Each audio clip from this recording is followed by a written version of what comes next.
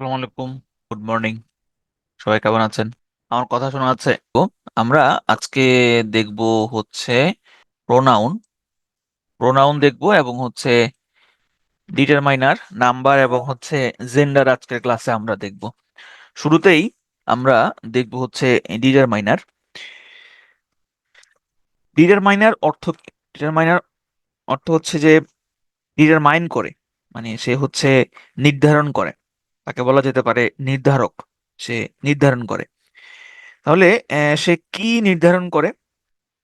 সে হচ্ছে noun pronoun হচ্ছে নির্ধারণ করে। নাউন প্রোনাউনের কি নির্ধারণ করে? একটা নাউনের সংখ্যা, একটা নাউনের হচ্ছে পরিমাণ, নির্দিষ্টতা, অনির্দিষ্টতা, এইগুলা হচ্ছে নির্ধারণ করে ডিটারমাইনার। এখানে প্রোনাউন লেখা হয়েছে, এখানে আসলে প্রোনাউনটা হবে না, কারণ ডিটারমাইনার শুধু আসলে নাউনের সাথেই বসে, সে প্রোনাউনের সাথে বসে না বললেই চলে। তো আপনারা একটা জিনিসই মাথায় রাখবেন, সেটা হচ্ছে যে ডিটারমাইনার প্রোনাউনের আগে বসে এই প্রোনাউনের সংখ্যা, নির্দিষ্টতা, অনির্দিষ্টতা, এইগুলা হচ্ছে নির্দেশ করে। এই ডিটারমাইনার হচ্ছে কি কি টাইপের হতে পারে বা কোনগুলোকে আসলে ডিটারমাইনার বলে, এইগুলো হচ্ছে সেই ডিটারমাইনার। যেমন আর্টিকেল। আর্টিকেল এক ধরনের ডিটারমাইনার, AND। আমরা জানি যখন কোনো একটা নাউন কাউন্টেবল হয়, গতকালকে এটা বলেছিলাম, সে কখনোই একলা বসে না। একটা কাউন্টেবল নাউন যখন হচ্ছে একটা কাউন্টেবল নাউন যখন একটা সেন্টেন্সে বসে, তখন সে কখনোই হচ্ছে একা একা বসে না। তার আশেপাশে কিছু না কিছু থাকেই। যেমন যদি সে সিঙ্গেল হয়, তাহলে তার আগে এ অথবা এন দিতে হয়। তাহলে এইখানেও আমরা হচ্ছে এই যে যখন আমরা ডিটারমিনের কথা বলতেছি, সেক্ষেত্রে এই এ, এন এবং ডি এগুলো কিন্তু এক ধরনের ডিটারমাইনার। পজিটিভ অ্যাডজেক্টিভ, মাই, আওয়ার, হিজ, হার, দেয়ার, তারপরে ইউর, এগুলোকে আমরা পজিটিভ প্রোনাউন হিসেবে চিনি, কিন্তু এগুলো আসলে পজিটিভ প্রোনাউন না, এগুলো হচ্ছে পজিটিভ অ্যাডজেক্টিভ। এদের আরেকটা ভার্সন আছে, ওইগুলা হচ্ছে পজিটিভ প্রোনাউন হয়। Demonstrative pronoun, this, that, those, এগুলো একই সাথে প্রোনাউনও হয়, আবার এগুলো একই সাথে অ্যাডজেক্টিভও হয়। এগুলো আমরা বিস্তারিত পড়বো। Interrogative adjective, what, which, whose, এগুলোও একই সাথে প্রোনাউনও হতে পারে, আবার এগুলো একই সাথে অ্যাডজেক্টিভও হতে পারে। কোয়ান্টিফায়ার্স। কোয়ান্টিফায়ার্স মানে হচ্ছে এগুলো দিয়ে সংখ্যা, পরিমাণ, এইগুলা নির্দেশ করা হয়। Much, many, a lot, an amount of, less, few, little, another, each, either, neither, one, two, first, second, এগুলো দিয়ে সংখ্যা যেরকম নির্দেশ করে, আবার এগুলো দিয়ে কোনো কিছুর নির্দিষ্টতা, অনির্দিষ্টতাও বোঝানো হতে পারে। তাহলে আমরা এগুলোর এক্সাম্পল গুলা দেখলাম। আমাদের জন্য যেটা গুরুত্বপূর্ণ সেটা হচ্ছে এগুলোর ব্যবহারগুলা দেখা। তো আমরা ব্যবহারগুলো একটু দেখব। দেখেন, এখানে একটা বাক্য দেওয়া আছে, বাট মি নো বাটস। এই বাক্যটার অর্থ হচ্ছে যে আমার সাথে কিন্তু কিন্তু করো না। হুম, বা আমরা প্রায় এরকম বলি যে কিন্তু কিন্তু করার কোনো প্রয়োজন নাই। তো এই কিন্তু কিন্তু করার প্রয়োজন নাই এর ইংরেজি হচ্ছে বাট মি নো বাটস। এই লাইনটা একটা পরীক্ষাতে আসছিল, যে এই বাটসটা হচ্ছে কোন ধরনের পার্টস অফ স্পিচ। তাহলে এইখানে দেখেন, এই যে নো আছে এখানে, এই নো শব্দটা হচ্ছে একটা ডিটারমাইনার। সবসময় একটা কমন জিনিস মাথায় রাখবেন, ডিটারমাইনারের পরে অলওয়েজ নাউন বসে। ডিটারমাইনারের পরে অলওয়েজ নাউন বসে। এইখানে এই যে প্রথম যে বাটটা আছে, এই প্রথম বাট হচ্ছে ভার্ব। প্রথম বাট হচ্ছে ভার্ব। আর এই নো এর পরে যে বার্ডস আছে, এই বার্ডসটা হচ্ছে নাউন।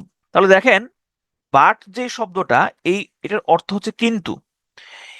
বাট আমরা কনজাংশন হিসেবেই জেনে থাকি, তবে বাট সেন্টেন্স অনুযায়ী বা সেন্টেন্সের সে কোন জায়গায় বসেছে সেই অনুযায়ী সে ভার্ব হতে পারে, সে নাউন হতে পারে, আবার এই বাটটা কিন্তু প্রেপোজিশনও হতে পারে। কখন প্রেপোজিশন হয় সেটা আমরা দেখব। তাহলে বাট মি নো বার্ডস, এই বার্ডসটা হচ্ছে নাউন। এই বার্ডসটা হলো নাউন। এবং এই যে নো, নো হচ্ছে একটা ডিটারমাইনার। তাহলে দেখেন, এই যে নাউনটাকে সে, নোটা হচ্ছে ডিটারমাইন করছে। হ্যাঁ, আপনি এটাকে মডিফাই করছে সেটাও বলতে পারেন। হ্যাঁ, অথবা একটা অবস্থা প্রকাশ করছে নাউনের, সেটাও বলা যেতে পারে। তাহলে স্ট্রাকচারটা হচ্ছে ডিটারমাইনার প্লাস হচ্ছে নাউন। একটা ডিটারমাইনারের পরে অলওয়েজ নাউন থাকবে, না হয় নাউন ফ্রেজ থাকবে, না হয় নাউন ক্লজ থাকবে। ঠিক আছে, হয় নাউন থাকতে পারে, নাইলে নাউন ফ্রেজ থাকতে পারে, নাইলে নাউন ক্লজ থাকতে পারে। সহজ কথা হচ্ছে ডিটারমাইনারের পরে যদি একটা ওয়ার্ড থাকে তাহলে সেই ওয়ার্ডটা অবশ্যই নাউন হবে। দেখেন এখানে একটা সেন্টেন্স দেওয়া আছে, life is but a walking shadow. জীবন একটা চলমান ছায়া ছাড়া কিছুই নয়। Life is but a walking shadow. তাহলে আমরা একটু আগেই দেখেছিলাম বাট এটা একটা ডিটারমাইনার হিসেবে একটু আগে আমরা দেখেছিলাম, কিন্তু এই বাক্যটাতে বাট কিন্তু ডিটারমাইনার নয়। কেন ডিটারমাইনার নয়? কারণ এই বাটের অর্থটা হচ্ছে এখানে অ্যাকসেপ্ট বা উইদাউট, ছাড়া, ব্যতীত। যে লাইফ, এই যে আমি বললাম লাইফ একটা চলমান ছায়া ছাড়া কিছু নয়, এই ছাড়ার অর্থটা হচ্ছে বাট। বাট শব্দটা যখন অ্যাকসেপ্ট অথবা ছাড়া এই অর্থটা প্রকাশ করে তখন সেই বাটটা হয় প্রেপোজিশন, সেই বাট হয় প্রেপোজিশন। তাহলে এইখানে এই বাটটা হইল প্রেপোজিশন হিসেবে বসছে। তো এইটা আমরা পরে আরেকবার আরেকটু আলোচনা করব। এ এ হচ্ছে অলওয়েজ ডিটারমাইনার হিসেবে কাজ করে। আমরা একটু আগে দেখেছিলাম যে ডিটারমাইনারের পরে যদি একটা মাত্র শব্দ থাকে তাহলে সেই শব্দটা হবে নাউন, আর যদি দুইটা শব্দ থাকে তখন সেটাকে আমরা বলবো নাউন ফ্রেজ। ওকে, তাহলে ওয়াকিং শ্যাডো এইটা হলো একটা নাউন ফ্রেজ। এখানে এই যে শ্যাডো, শ্যাডো শব্দটা হচ্ছে নাউন, এই নাউনটাকে মডিফাই করেছে ওয়াকিং, এইটা হচ্ছে এখানে অ্যাডজেক্টিভ। তাহলে ডিটারমিনারের পরে এই যে এ যদি দুইটা শব্দ থাকে তাহলে সবার শেষের যে শব্দটা সেটা হয় নাউন, এর আগের যে শব্দটা সেটা হয় অ্যাডজেক্টিভ। তাহলে আমরা শিখলাম যে ডিটারমিনারের পরে দুইটা শব্দ থাকলে সবার শেষেরটা হয় নাউন এবং এর আগে যেটা বসে সেটা হয় হচ্ছে adjective. He lives in Dhaka city. তাহলে এইখানে দেখেন ঢাকা সিটি, এই যে ইনের নিচে যদি দাগ থাকতো তাহলে আমরা এই পুরোটাকে বলতে পারতাম একটা প্রেপোজিশনাল ফ্রেজ, কিন্তু এইখানে ইন শব্দটার নিচে দাগ নাই, দাগ আছে ঢাকা সিটির নিচে। এই ঢাকা সিটি পুরোটা হচ্ছে একটা নাউন ফ্রেজ। এই যে সিটি, সিটি হচ্ছে নাউন, এবং এই যে ঢাকা, ঢাকা হচ্ছে আরেকটা নাউন। নর্মালি ঢাকা হচ্ছে আরেকটা নাউন, কিন্তু এইখানে ঢাকা সিটিকে মডিফাই করছে, সুতরাং এইখানে ঢাকা নাউন না হয়ে অ্যাডজেক্টিভ হয়ে গিয়েছে। তাহলে এইখানে ঢাকাটা হচ্ছে অ্যাডজেক্টিভ। ঠিক আছে, তাহলে আপনি যদি, আমরা যদি একটা স্ট্রাকচার হিসাব করি যে ডিটারমাইনার, ডিটারমাইনার পরে যদি দুইটা শব্দ থাকে তাহলে একটা শব্দ হবে, শেষের শব্দটা হবে নাউন এবং এর আগের শব্দটা হবে অ্যাডজেক্টিভ। ঠিক আছে, এখানে দেখেন he is a very good boy. তাহলে এইখানে এই ভেরি গুড বয় এ হচ্ছে ডিটারমাইনার, ভেরি গুড বয় পুরোটাই হচ্ছে নাউন ফ্রেজ।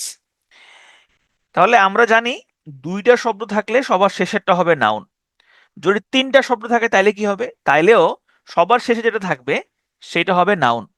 বয়, বয়কে মডিফাই করছে কি গুড, তাহলে গুড শব্দটা কি একটা অ্যাডজেক্টিভ। এই গুডকে মডিফাই করছে কে ভ্যারি, তাহলে ভ্যারি শব্দটা হচ্ছে একটা অ্যাডভার্ব। ঠিক আছে, তাহলে যদি ডিটারমিনারের পরে তিনটা শব্দ থাকে সবার শেষেরটা হয় নাউন, এর আগেরটা হয় অ্যাডজেক্টিভ এবং এর আগেরটা হয় অ্যাডভার্ব। তাহলে আমরা এই স্ট্রাকচারটাও দেখলাম যে ডিটারমাইনার, অ্যাডভার্ব, অ্যাডজেক্টিভ।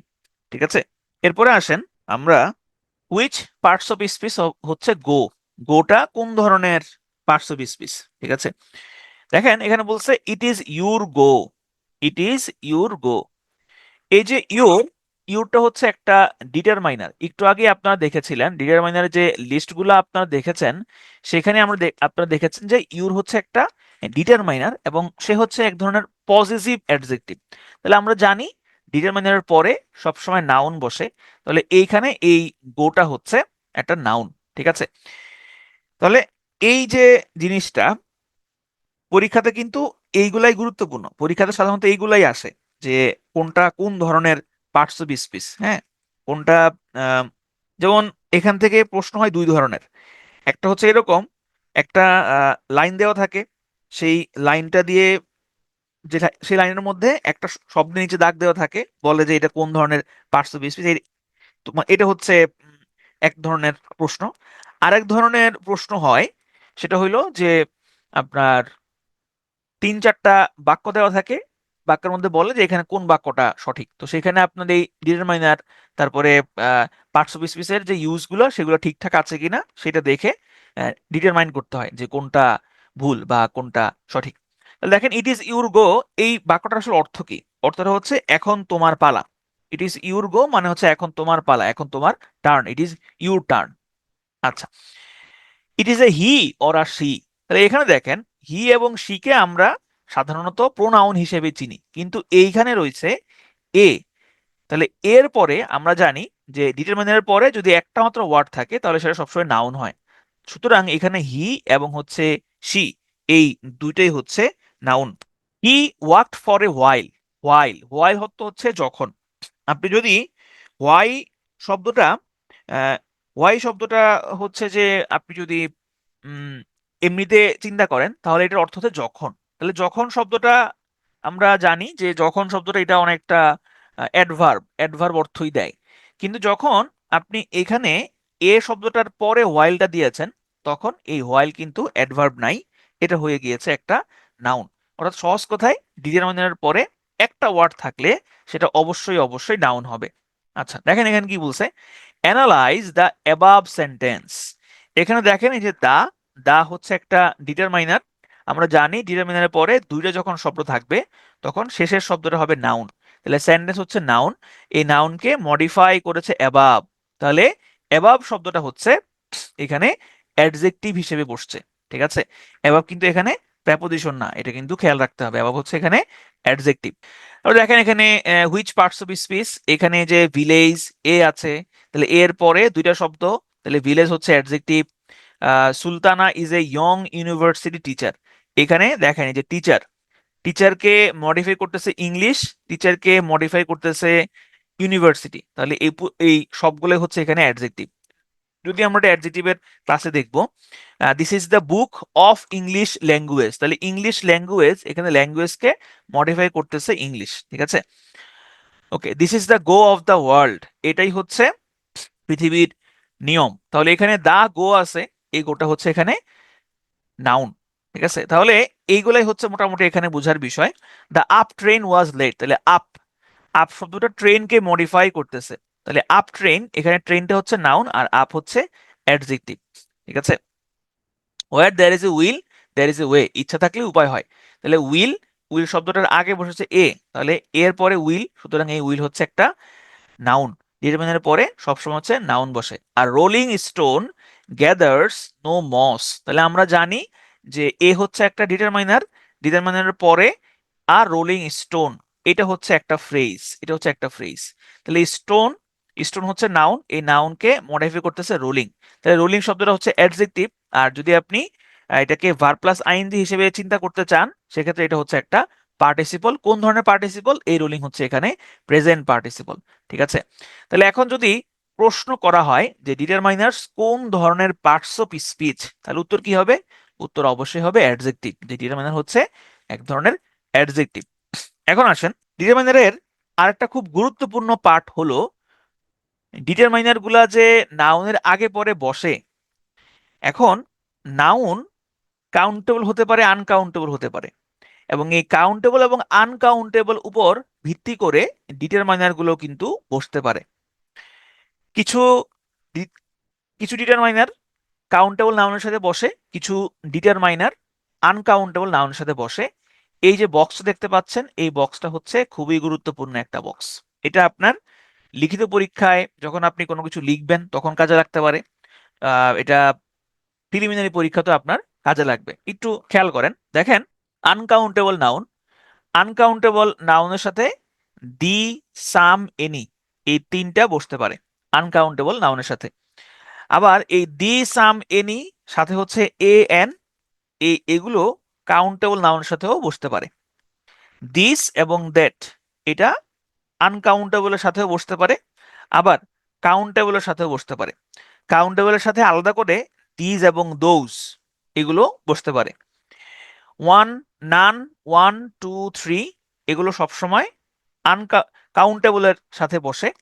আর নান, নান মানে নো ওয়ান, এই নান হচ্ছে কাউন্টেবলের সাথে বসতে পারে, আনকাউন্টেবলের সাথেও বসতে পারে। কাউন্টেবল প্রোনাউনে অলওয়েজ মেনি বসে এবং মেনির সাথে অলওয়েজ প্লুরাল নাউন বসে। মেনির সাথে সবসময় নাউন প্লুরাল হয়। মাছ, এটা অলওয়েজ আনকাউন্টেবলের সাথে বসে। এ লট অফ আর এ লট অফ, এটা কাউন্টেবল আনকাউন্টেবল দুইটার সাথেই বসে। A large number of, a great number of, এই দুইটা ফ্রেজ অনেক বেশি বোঝানোর ক্ষেত্রে কাউন্টেবল নাউনের সাথে বসে। আর আনকাউন্টেবল নাউনের সাথে যদি আপনি বসাতে চান সেক্ষেত্রে আপনাকে লিখতে হবে a large amount of. Few, few এবং লিটল এই দুইটার অর্থ একই রকম। ফিউ এবং লিটল দুইটার অর্থই হচ্ছে নেই বললেই চলে বা খুবই অল্প, একদম খুবই সামান্য, একদম নেগলিজিবল। তবে এই ফিউ এর পরে অলওয়েজ নাউন হয় প্লুরাল, অলওয়েজ নাউন হয় প্লুরাল। আর লিটল শব্দের সাথে অলওয়েজ নাউন হয় সিঙ্গুলার। শুধু লিটল না, এখানে যতগুলো আছে সবগুলোর পরেই নাউন হবে সিঙ্গুলার, কারণ আনকাউন্টেবল নাউন। এই ফিউ এরই হচ্ছে কম্পারেটিভ ডিগ্রি হচ্ছে ফিউয়ার দেন, আর লিটলের কম্পারেটিভ ডিগ্রি হচ্ছে লেস। আর মোর দেন এবং মোর দেন এটা দুইটার সাথে বসতে পারে। তাহলে আমি যদি একটু নীল কালি দিয়ে এখানে ডিনোট করি যে কোনটা কোনটা কাউন্টেবল এবং আনকাউন্টেবল উভয়ের সাথেই বসে, তাহলে হচ্ছে the, some, any, this, that, none, a lot of, more than, এগুলো কাউন্টেবল এবং আনকাউন্টেবল দুইটার সাথেই বসতে পারে। এখন আসেন আমরা কিছু এক্সাম্পল দেখি। হি ডাজন্ট হ্যাভ মেনি মানি, তাহলে মানি শব্দটা আনকাউন্টেবল, গতকালকে আমরা দেখেছিলাম। তাহলে আনকাউন্টেবলের সাথে তো মেনি বসে না, এই মেনির বদলে আনকাউন্টেবলের সাথে বসবে মাছ। তাহলে এখানে সঠিক বাক্যটা হবে she bought, she he doesn't have much money, not many money. আচ্ছা, এরপরে দেখেন শি বট, সে কিনলো দোজ কার্ডস লাস্ট নাইট, সে এই কার্ডগুলো গতকাল রাতে কিনেছিল। তাহলে কার্ড, এই কার্ড শব্দটা হচ্ছে কাউন্টেবল, তাহলে কাউন্টেবলের সাথে আমরা দিস দোজ বসাতে পারি, সুতরাং এই বাক্যটা হচ্ছে সঠিক বাক্য।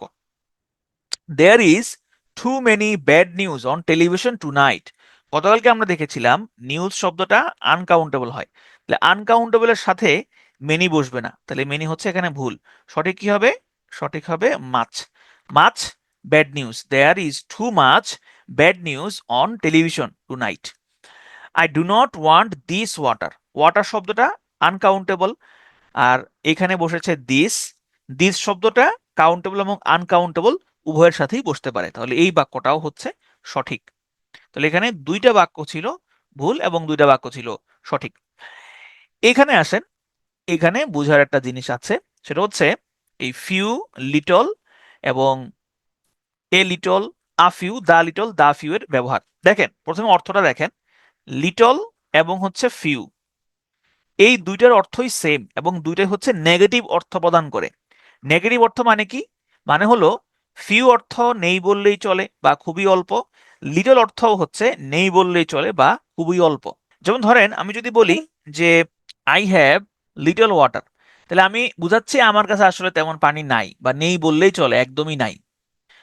আবার আমি যদি বলি যে আই হ্যাভ ফিউ ফ্রেন্ডস, তাহলে আমি বুঝাচ্ছি আমার বন্ধু নাই বললেই চলে, একজন থাকতে পারে এরকম, একজন নাই বললেই চলে, ফিউ ফ্রেন্ডস।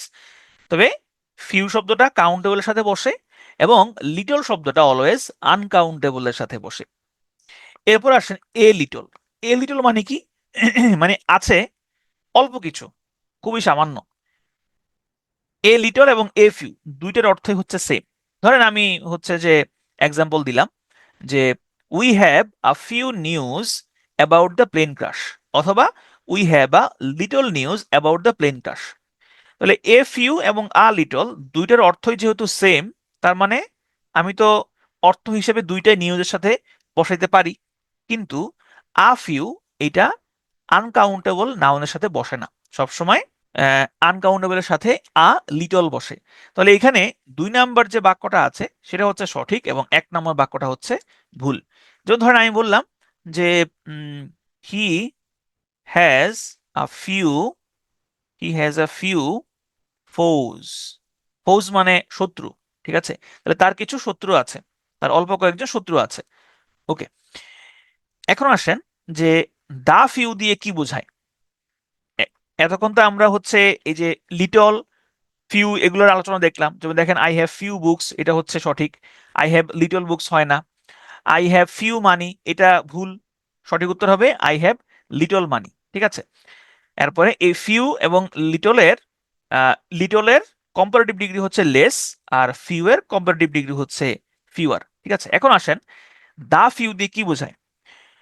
ধরেন এই যে এ ফিউ দিয়ে বোঝায় অল্প কিছু না, আর দা ফিউ দিয়ে বোঝায় এই অল্প কিছুর মধ্যে যা ছিল সবাই। ধরেন আমি বললাম যে I have a few friends, হ্যাঁ, আমার অল্প কিছু বন্ধু আছে। এরপরে আমি নির্দিষ্ট করে বললাম যে the few friends that I have were present last night. অর্থাৎ আমার যে অল্প কয়েকজন বন্ধু ছিল তাদের সবাইকে আমি মিন করার জন্য দা ফিউ ব্যবহার করব। The few friends that I have were present last night. আমার যতজন অল্প কয়েকজন বন্ধু ছিল তারা সবাই গত রাতে উপস্থিত ছিল। ঠিক আছে। আবার যদি আমি এফ আ লিটল দিয়ে বুঝি, যেমন আই হ্যাভ আ লিটল মানি, আমার খুবই অল্প কিছু টাকা আছে। এরপরে যদি এটা যদি আমি লিখি যে the little money that I have was lost last night, যে আমার যে অল্প কিছু টাকা ছিল, এখানে হ্যাভ হবে না, এখানে হ্যাড হবে। The little money that I had, যেটা আমার ছিল, ওয়াজ লস্ট লাস্ট নাইট, যেটা আমার ছিল সেটা গতকাল রাতে লস্ট হয়ে গিয়েছে। তাহলে এখানে দা লিটল মানি দিয়ে আপনি বোঝাচ্ছেন যে অল্প কিছু আপনার টাকা ছিল, সে অল্প কিছু টাকার মধ্যে পুরোটাই আপনি লস্ট করে ফেলেছেন। তাহলে এটাই হচ্ছে the few, a few, few লিটলের মধ্যে পার্থক্য। ঠিক আছে। সর্বশেষ আছেন মাছ এবং মেনি। মাছ দিয়ে কি বোঝায়? মাছ দিয়েও হচ্ছে অনেক বোঝায়, মেনি দিয়েও অনেক বোঝায়, আর লট অফ দিয়েও অনেক বোঝায়, আবার লটস অফ দিয়েও অনেক বোঝায়। এখন এটার কোনটার ব্যবহারটা আসলে কেমন? মাছ শব্দটা আনকাউন্টেবলের সাথে বসে এবং মেনি হচ্ছে কাউন্টেবলের সাথে বসে, এটাই হচ্ছে মূল জিনিস। যেমন do you have much free time, তোমার কি প্রচুর ফ্রি সময় আছে? তাহলে এখানে টাইম, টাইম শব্দটা হচ্ছে আনকাউন্টেবল, এই কারণে আমরা এখানে মাছ শব্দটা বসিয়েছি। How much experience have you had, তোমার কি পরিমাণে অভিজ্ঞতা আছে? এক্সপেরিয়েন্স এটা তো আনকাউন্টেবল, এই কারণে আমরা এখানে মাছ বসিয়েছি। I don't have much free time, আমার খুব বেশি ফ্রি টাইম নাই। ঠিক আছে। তাহলে এখানেও আনকাউন্টেবল সাথে আমি মাছ বসিয়েছি। কিন্তু যদি মেনি হইতো সেক্ষেত্রে হয়তো অনেক। আচ্ছা, মেনি এক্সাম্পল একটু পরে আছে। এরপর আসেন আ lot of. A lot of নাকি হচ্ছে লটস অফ, কোনটা আসলে সঠিক? দুইটাই আসলে সঠিক। আর লট অফও সঠিক হয়, আবার লটস অফও সঠিক হয়। তবে লটস অফের ব্যবহারটা কিছুটা ইনফর্মাল। ইনফর্মাল মানে কি? ইনফর্মাল মানে হচ্ছে ধরেন এই যে কলোকুয়াল ল্যাঙ্গুয়েজ বা কথ্য ভাষায় সাধারণত লটস অফটা ব্যবহৃত হয়। আমরা এক্সাম্পল দিই, যেমন দেখেন এখানে বলেছে he has a lot of friends in Dhaka, তার ঢাকাতে অনেক বন্ধু আছে। লট অফ এর পরে আপনি এখানে ফ্রেন্ডস দিয়েছেন, কারণ ফ্রেন্ড শব্দটা হচ্ছে কাউন্টেবল, এবং এই লট অফ দিয়ে তো প্রচুর বোঝায়, এই কারণে ফ্রেন্ডের পরে এস যুক্ত হয়েছে, কারণ এটা প্লুরাল মিন করছে। I miss my family a লট, আমি আমার পরিবারকে খুব বেশি মিস করছি। তাহলে এখানে মিস করা এটা হইলো এখানে তো কাউন্টেবল বোঝায় নাই, আনকাউন্টেবল বুঝাইছে, এই কারণে আনকাউন্টেবল সাথে এখানে আমি আ লটও বসানো যায়, এই লট আমি এখানে বসিয়েছি। He managed a lot of burning issues. ঠিক আছে। তাহলে এই লট অফ ইস্যুস, ইস্যু শব্দটা হচ্ছে কাউন্টেবল, এটার সাথে আ লট অফ এর পরে এস যুক্ত হয়েছে, কারণ ইস্যু হচ্ছে কাউন্টেবল, আর লট অফ দিয়া অনেক বেশি বোঝানো হচ্ছে। তাহলে এখানে আপনি চাইলে এই যে লটস অফও বসাইতে পারতেন, লটস অফ দিলেও এটা ভুল হইতো না, তবে এটা ইনফর্মাল, ফর্মাল না, অর্থাৎ না ব্যবহার করাই হচ্ছে ভালো। আচ্ছা, এখন আসেন যে মেনি। দেখেন মেনি শব্দটার কয়েকটা ভার্সন আছে। একটা ভার্সন হচ্ছে এ মেনি, একটা ভার্সন হচ্ছে আ গ্রেট মেনি। মেনি অর্থ যা, মেনি অর্থ অনেক, আ মেনি এটা অর্থ অনেক, আ গ্রেট মেনি এইটা অর্থ হচ্ছে অনেক। ঠিক আছে। এই তিনটার অর্থ হচ্ছে অনেক, এবং এই তিনটাই কাউন্টেবলের নাউনের সাথে বসে, এবং আরো নির্দিষ্ট করে বললে এই তিনটাই হচ্ছে প্লুরাল কাউন্টেবল নাউনের পরে বসে। আর মাছ অলওয়েজ আনকাউন্টেবল নাউনের পূর্বে বসে। ঠিক আছে। কিন্তু এখানে ছোট্ট একটা কিন্তু আছে, সেটা হচ্ছে many, a many, a great many, এটার সাথে আরেকটা শব্দ আছে, সেটা হচ্ছে মেনি এ, মেনি এ। তো মেনি এর এটার ব্যবহারটা আমরা যখন সাবজেক্ট ভার্ব এগ্রিমেন্ট পড়বো তখন দেখবো, আপাতত এটা নিয়ে মাথা ঘামানোর কোনো প্রয়োজন নাই। সাবজেক্ট ভার্ব এগ্রিমেন্ট যখন আমরা দেখবো তখন আমরা এটা দেখবো, আপাতত জাস্ট মাথায় রাখেন মেনি, এ মেনি আর গ্রেট মেনি এগুলো সবসময় প্লুরাল নাউনের সাথে বসে। ওকে, তাহলে আমরা একটু হচ্ছে রিক্যাপ করি আমরা এতক্ষণ ধরে কি কি জিনিস দেখলাম। আমরা আসলে দেখলাম হচ্ছে শুরুতে ডিটারমাইনার, ডিটারমাইনারের কিভাবে হয়, ডিটারমাইনার কোনটা হয় সেটা আমরা দেখেছি। সব থেকে গুরুত্বপূর্ণ যে পার্টটা আমরা দেখেছি যে ডিটারমাইনারের পরে যদি একটা শব্দ থাকে সেই একটা শব্দ অবশ্যই অবশ্যই অবশ্যই নাউন হবে, নাউন ছাড়া অন্য কোনো কিছু কখনোই হবে না। ডিটারমাইনারের পরে একটা শব্দ থাকলে সেটা অবশ্যই নাউন হবে। আর ডিটারমিনের পরে যদি দেখি আমরা নাউন, ডিটারমিনের পরে নাউন হতে পারে, নাউন ফ্রেজও হতে পারে। তো ডিটারমিনের পরে যদি নাউন ফ্রেজ হয়, যদি নাউন ফ্রেজ হয় বা যদি নাউন ক্লজ হয়, সেক্ষেত্রে আমাদের বুঝতে হবে যে কোনটা এখানে নাউন এবং কোনটা হচ্ছে অ্যাডজেক্টিভ।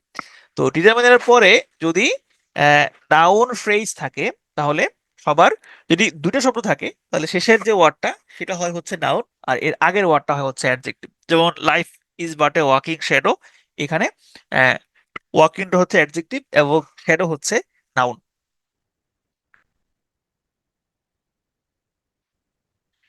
এরপরে আমরা দেখলাম যে ডিটারমিনের পরে যদি তিনটে শব্দ থাকে তাহলে সাধারণত সবার শেষেরটা হয় হচ্ছে নাউন এবং সেকেন্ড লাস্ট যে শব্দটা সেটা হয় অ্যাডজেক্টিভ এবং এর আগের যে শব্দটা সেটা হয় অ্যাডভার্ব। যেমন he is a very good boy, এখানে বয় হচ্ছে নাউন, গুড হচ্ছে অ্যাডজেক্টিভ এবং ভেরি হচ্ছে অ্যাডভার্ব।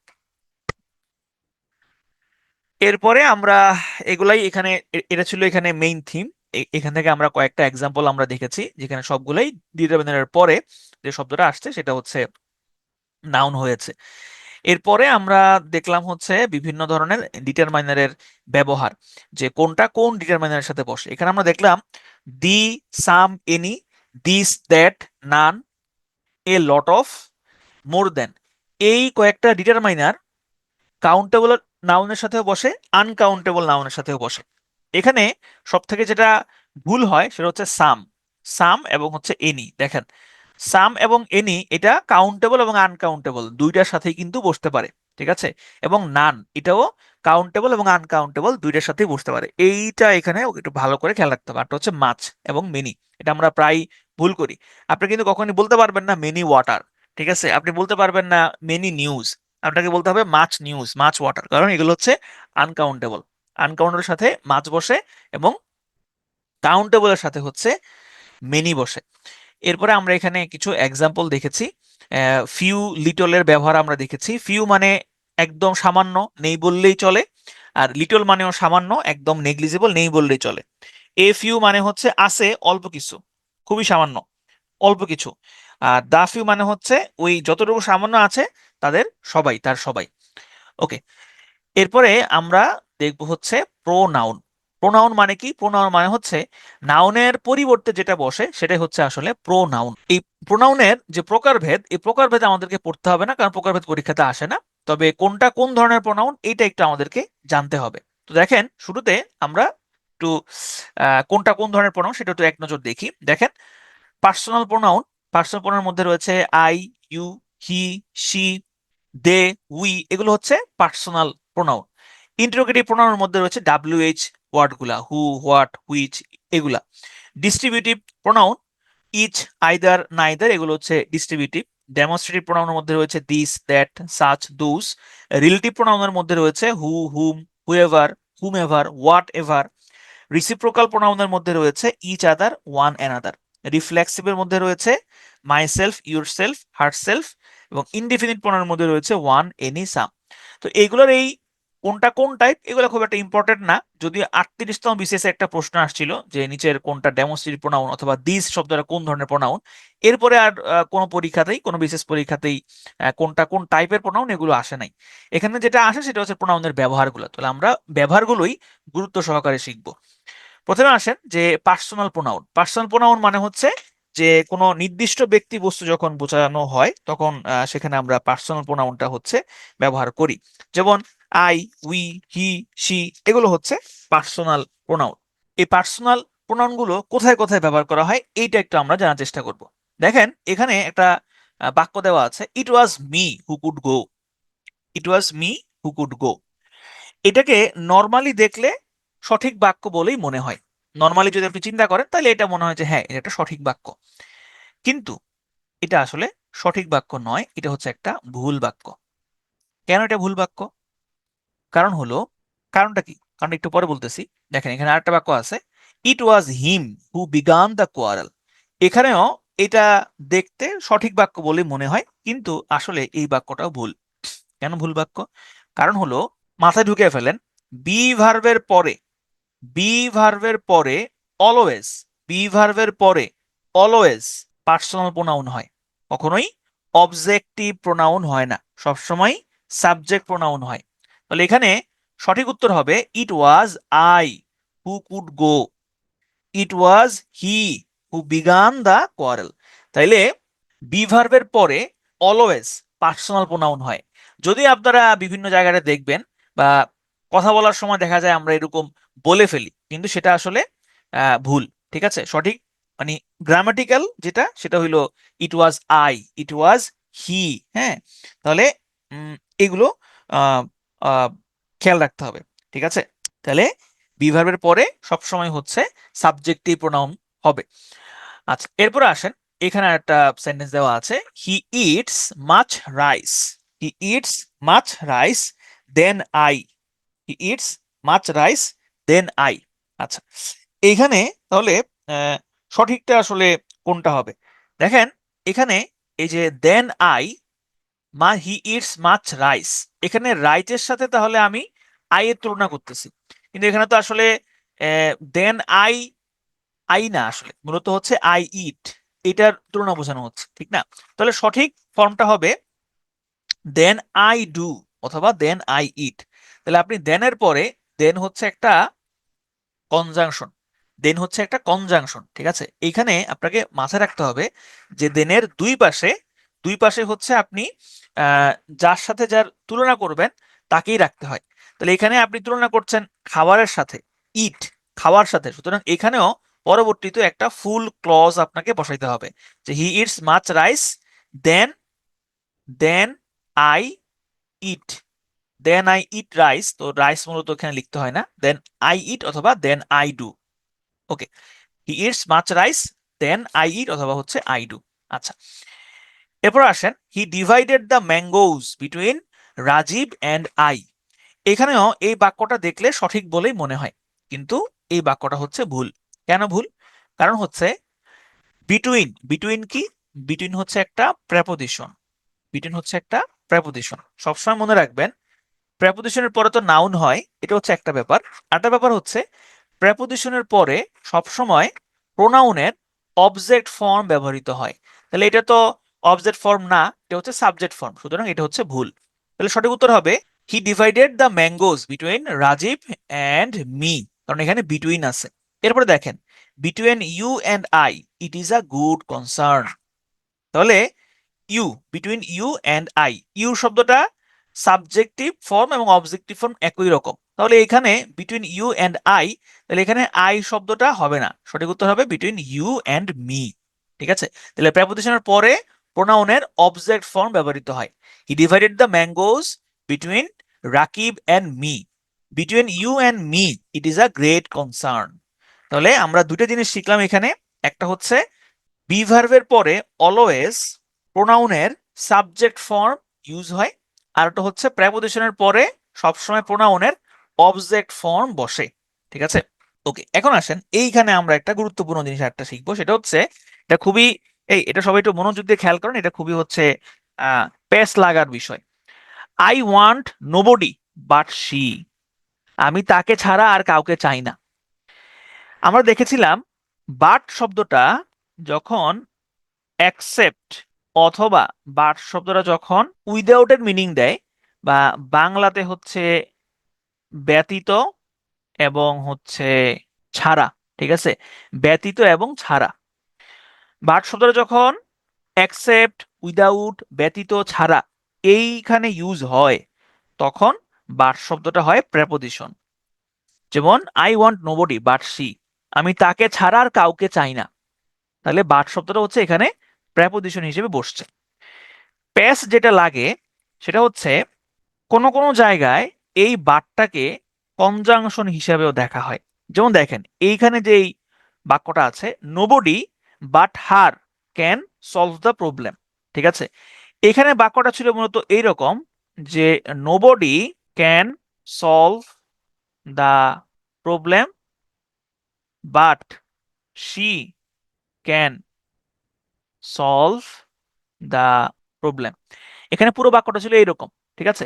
এটাকে সংক্ষিপ্ত করে লেখা হয়েছে nobody but her can solve the problem. এখন আপনি এই যে হারটা, এই হারটার ব্যবহার অনেকে এটাকে সি হিসেবে ব্যবহার করে। কেন সি হিসেবে এখানে দেয়? কারণটা হইলো এখানে বাটটাকে যদি আপনি কনজাংশন ধরেন, তাহলে কনজাংশনের পরে অলওয়েজ প্রোনাউনের সাবজেক্ট ফর্ম বসে। কনজাংশনের পরে অলওয়েজ প্রোনাউনের সাবজেক্টিভ ফর্ম বসে, কখনোই কনজাংশনের পরে প্রোনাউনের অবজেক্ট ফর্ম বসে না। এখন প্রশ্ন হচ্ছে, যদি পরীক্ষাতে আসে তাইলে আমি কি বাটটাকে কনজাংশন ধরবো নাকি আমি বাটটাকে প্রেপোজিশন ধরবো? এখানে মেইন জিনিসটা হলো বাটটাকে আপনি কি কনজাংশন ধরবেন নাকি প্রেপোজিশন ধরবেন, এটা আসলে নির্ভর করছে এই বাক্যটা কে বলছে তার উপরে। ধরেন আমি যদি বলি nobody but she can solve the problem, এটা যেমন রাইট। আবার অন্য কেউ যদি বলে nobody but her can solve the problem, তাইলেও রাইট। যদি নোবডির পরে বাট সি আপনি শুনেন, তাহলে আপনার কাছে আপনাকে বুঝে নিতে হবে এখানে সি এই বাটটাকে কনজাংশন হিসেবে ব্যবহার করা হয়েছে। আবার যদি বাটের পরে হার দেখেন, তাহলে আপনাকে বুঝতে হবে এই বাটটা এখানে প্রেপোজিশন হিসেবে বসেছে। এখন তারপরও তো আসলে কনফিউশনটা কাটলো না, কারণ পরীক্ষাতে যদি আসে যে ধরেন এই বাক্যটাই আসলো, বললো যে এটা কি রাইট নাকি রং, তাহলে আপনি কি রাইট দিবেন নাকি রং দেখাবেন? দেখেন, মনে রাখবেন আধুনিক ইংলিশে, মডার্ন ইংলিশে, মডার্ন ইংলিশ মডার্ন ইংলিশে এই বাটটাকে, এই যে নোবডি বাট হার, এটাকে প্রেপোজিশন হিসেবেই ধরা হয়। অর্থাৎ তাইলে এই যে nobody but her can solve the problem, এই বাক্যটা হচ্ছে প্রেফারেবল। এটা হচ্ছে কি প্রেফারেবল, ঠিক আছে। এখন আপনাদের মনে প্রশ্ন আসতে পারে যে ভাই এত এত পেঁচানোর কি দরকার ছিল? আসলে কিছু করার নাই, কারণ হইলো এটা প্যাচ লাগে। এটা নিয়ে দেখবেন যে গ্রুপে প্রশ্ন আসছে, আমি শিওর এটা নিয়ে গ্রুপে প্রশ্ন আসবে, ঠিক আছে। তখন আপনারা দয়া করে আমি যেভাবে বললাম এভাবে উত্তরটা দিয়ে দিবেন, ঠিক আছে। আচ্ছা, এরপরে আসেন, আফটার ড্রপিং হি অথবা him from the company I got relaxed, তাকে কোম্পানি থেকে বের করে দেওয়ার পরে আমার কাছে শান্তি লাগতেছে। তাহলে এইখানে দেখেন আফটার, আফটার শব্দটা হচ্ছে একটা প্রেপোজিশন, প্রেপোজিশনের পরে অলওয়েজ কি হয়, নাউন হয়। তাইলে এই যে ড্রপিং, ড্রপিং শব্দটা হচ্ছে একটা জিরান্ড, ড্রপিং শব্দটা হচ্ছে একটা জিরান্ড। ওকে, এখন আসেন এই ড্রপিং এর পরে কি হি হবে নাকি হিম হবে? অলওয়েজ জিরান্ডের পরে কখনোই সাবজেক্ট প্রনাউন হয় না, অবজেক্ট প্রনাউন হয়। তাহলে এখানে সঠিক উত্তর হবে after dropping him. Fatima is trying to follow, is follow I অথবা হচ্ছে মি, সঠিক উত্তর হবে মি। কেন? কারণ ইনফাইনিটিভের পরেও সবসময় অবজেক্টিভ প্রোনাউন হয়, তাহলে সঠিক উত্তর হবে মি। তাহলে আমরা দেখলাম যে ইনফাইনিটিভ, জিরান্ড এবং পার্টিসিপল এগুলোর পরে অলওয়েজ অবজেক্ট প্রোনাউন হয়। আর কোনটার পরে অবজেক্ট প্রোনাউন হয়? প্রেপোজিশনের পরেও অবজেক্ট প্রোনাউন হয়, প্রেপোজিশনের পরে অবজেক্ট প্রোনাউন হয়। তাহলে আমি এখানে যদি সংক্ষিপ্ত করে লিখে দেই, তাহলে আপনার জন্য বুঝতে সুবিধা হবে যে আমরা 1 নম্বরে শিখলাম যে প্রেপোজিশন, জিরান্ড, পার্টিসিপল, ইনফাইনিটিভের পরে সবসময় অবজেক্ট প্রোনাউন হয়। আর 2 নম্বরে আমরা যেটা শিখলাম সেটা হচ্ছে বি ভার্ব এবং কনজাংশন, এটার পরে হচ্ছে সাবজেক্ট প্রোনাউন হয়, ঠিক আছে। তাহলে বি ভার্ব কনজাংশনের পরে সাবজেক্ট প্রোনাউন হবে, আর প্রেপোজিশন, জিরান্ড, পার্টিসিপল, ইনফাইনিটিভের পরে হচ্ছে অবজেক্ট প্রোনাউন হবে। ওকে, এবার আসেন পজেসিভ প্রোনাউন। এটা ভালো করে খেয়াল করুন, এটা এখানে বুঝার জিনিস আছে। দেখেন আমরা যে শব্দগুলো জানি সেটা হচ্ছে মাই, তারপরে হচ্ছে ইয়োর, তারপরে হচ্ছে আওয়ার, হ্যাঁ, তারপরে হচ্ছে দেয়ার। দেখেন এই যে মাই, ইয়োর, আওয়ার, দেয়ার, এগুলারই একটা ফর্ম হচ্ছে mine, ours, yours, his, hers, theirs, its. এটা আবার কেমন ফর্ম? দেখেন ফর্মটা হচ্ছে এরকম। ধরেন আপনি যখন বলবেন যে মাই হাউস, তখন আপনি বলতে পারেন এরকম যে দ্য হাউস ইজ মাইন, এই বাড়িটা আমার। ঠিক আছে। আবার ধরেন আপনি যখন বলবেন যে আওয়ার হাউস, এটাকে আপনি লিখতে পারেন এরকম, দ্য হাউস ইজ আওয়ার্স। ঠিক আছে। অথবা ইউর হাউস, আপনি লিখতে পারেন দ্য হাউস ইজ ইয়োর্স। দেখেন এইখানে এই যে ইউর, তারপরে এই যে আওয়ার, তারপরে এই যে মাই, এইগুলোকে বলা হয় পজিটিভ অ্যাডজেক্টিভ। এগুলোকে বলা হয় পজিটিভ অ্যাডজেক্টিভ। ঠিক আছে। আর এই যে ইয়োর্স, তারপরে হচ্ছে আওয়ার্স, তারপর হচ্ছে মাইন, এইগুলোকে বলা হয় পজিটিভ প্রোনাউন। এখানে এস কটা লিখলাম। এগুলোকে বলা হয় পজিটিভ প্রোনাউন। Positive pronoun. তাহলে পজিটিভ প্রোনাউনেরই একটা ফর্ম হচ্ছে এই যে মাই, আওয়ার, ইউর, এগুলো হচ্ছে পজিটিভ অ্যাডজেক্টিভ এবং ডিটারমাইনার। আর ইয়োর্স, মাইন, আওয়ার্স এগুলো হচ্ছে পজিটিভ প্রোনাউন। ঠিক আছে। তাহলে দেখেন, her name comes after mine. Mine মানে কি? মাইন মানে হচ্ছে আমার নাম, my name. Hours is a corrupted country. তাহলে আওয়ার্স হচ্ছে কি? আওয়ার্স দিয়ে কি বোঝাচ্ছে? আওয়ার্স দিয়ে আওয়ার কান্ট্রি বোঝানো হচ্ছে। তাহলে এখানে এই আওয়ারটা হচ্ছে অ্যাডজেক্টিভ, এই মাই হচ্ছে অ্যাডজেক্টিভ, কিন্তু মাইন প্রোনাউন, আওয়ার্স এটা হচ্ছে প্রোনাউন। ঠিক আছে। তাহলে দেখেন, মাই ডগ ইজ স্মার্টার দেন, সঠিক উত্তর কি হবে? সঠিক উত্তর হবে দেয়ার্স। দেয়ার্স হবে, দেয়ার হবে না। ঠিক আছে। অথবা ইউর হবে না, হার হবে না। দেয়ার্স মানে কি? দেয়ার্স মানে হচ্ছে দেয়ার ডগ। দেয়ার ডগ, দেয়ার ডগেরই সংক্ষিপ্ত রূপ হচ্ছে দেয়ার্স। আই ডিসলাইক হিম অথবা হিজ চিটিং উইথ আদার্স। সঠিক উত্তর হবে আই ডিসলাইক হিজ চিটিং। কেন হিজ চিটিং হবে? কারণ হচ্ছে পজেসিভ জিরান্ডের আগে পজেসিভ বসে, জিরান্ডের আগে হচ্ছে পজিটিভ ফর্মটা বসে। যদি এখানে দেখেন যে চিটিং, চিটিংটা হচ্ছে জিরান্ড, তাহলে জিরান্ডের আগে হচ্ছে পজিটিভ বসছে। কামিং, কামিংটা হচ্ছে জিরান্ড, জিরান্ডের আগে হচ্ছে পজিটিভ বসছে। এটা আপনি এভাবেও বলতে পারেন যে ডিটারমাইনারের পরে নাউন বসে। তাহলে চিটিং, এটা তো একটা ডিটারমাইনার না, মানে এটা হচ্ছে একটা নাউন বা জিরান্ড, তাহলে এটার আগে ডিটারমাইনার হিজ বসছে। কামিং এটা হচ্ছে একটা নাউন, তাহলে এটার আগে মাই বসছে। ঠিক আছে। আচ্ছা, এরপরে আসেন আমরা ইন্টারেস্টিং জিনিস শিখবো। এটা মনে হয় সবাই পারেন, এটা আমি না বললে মনে হয় আপনারা পারেন। সেটা হচ্ছে পার্সোনাল প্রোনাউন গুলো যখন সাবজেক্ট হিসেবে বসে তখন একটা সিরিয়াল মেনটেন করতে হয়। সেই সিরিয়ালটা হচ্ছে 2-3-1। 2-3-1 মানে হচ্ছে 2 মানে সেকেন্ড পারসন, 3 মানে থার্ড পারসন, আর 1 মানে ফার্স্ট পারসন। আমরা এক্সাম্পল দেখি, যেমন you, Jenny and I will prepare our lessons. দেখেন, তুমি, জেনি এবং আমি আমাদের লেসনটা প্রিপেয়ার করব, তৈরি করব। তাহলে এটা একটা স্বাভাবিক একটা বাক্য। এই স্বাভাবিক বাক্যের সময় সবসময় আপনি 2-3-1 এই সিরিয়ালটা ফলো করবেন। কিন্তু যদি অপরাধ স্বীকার করা বা অপরাধ ঘটা এরকম যদি কোনো বাক্য হয়, সেক্ষেত্রে সিরিয়ালটা হবে 1-2-3। 1-2-3 মানে কি? দেখেন, you, Fahima and I are are guilty. তাহলে এখানে হচ্ছে কত? 2-3-1। তাহলে এটা হচ্ছে ভুল সিরিয়াল। সঠিক উত্তর হবে কি? I, you and Rajin are criminals. ঠিক আছে। এখন প্রশ্ন হচ্ছে, সব সময় যে এরকম তিনটা সাবজেক্ট থাকবে এরকম তো কোনো কথা নাই। হ্যাঁ, যদি তিনটা সাবজেক্ট না থাকে সেক্ষেত্রে আপনি সিরিয়ালটা কেমনে মেনটেন করবেন?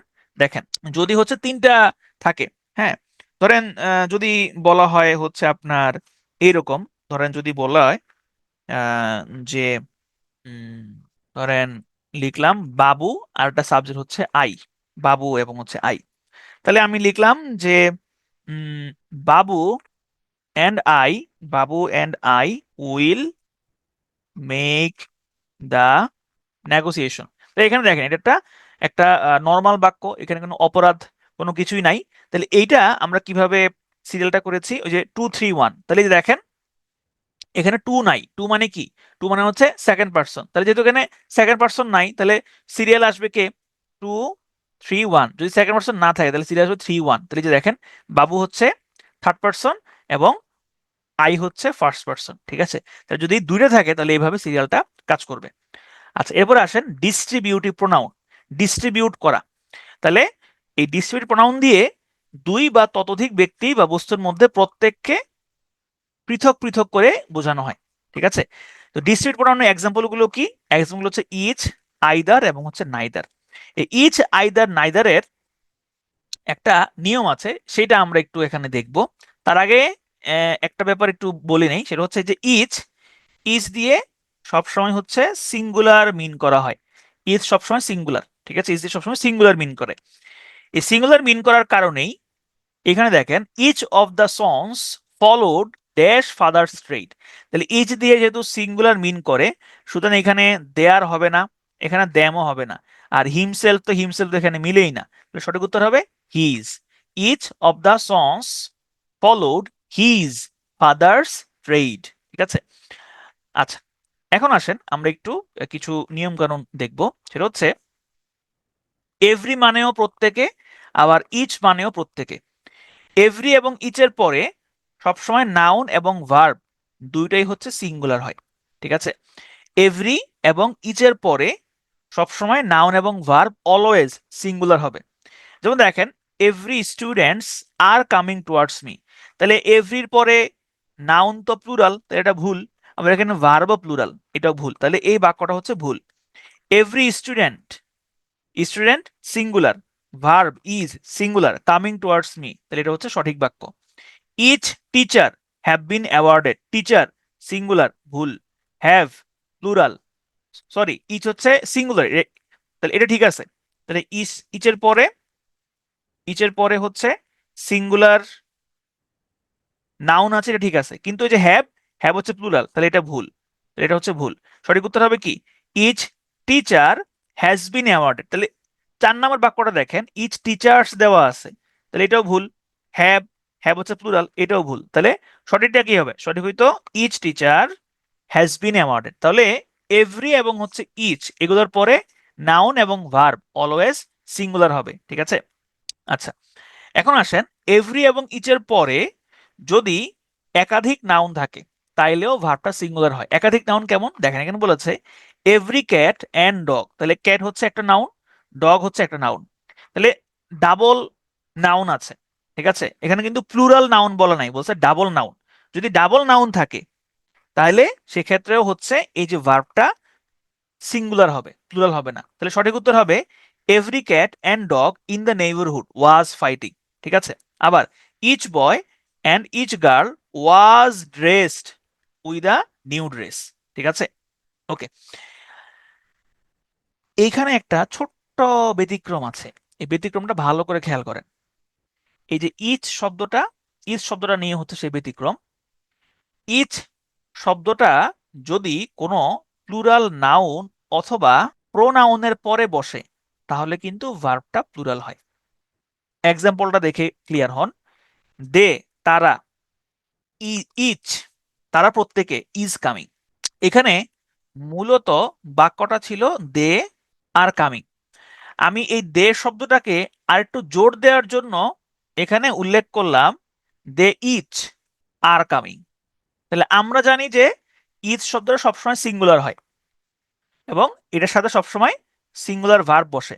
কিন্তু যদি কোনো একটা প্লুরাল প্রোনাউন অথবা কোনো একটা প্লুরাল নাউনের পরে ইচ বসে তাহলে এই ইচটা আসলে ভার্বের উপরে কোনো প্রভাব রাখে না। তাহলে এই নাউন অনুযায়ী হচ্ছে ভার্বটা বসে যায়। তাহলে দ্য স্টুডেন্টস প্লুরাল, সুতরাং এখানে ভার্বও হবে প্লুরাল, এটা হবে ভুল।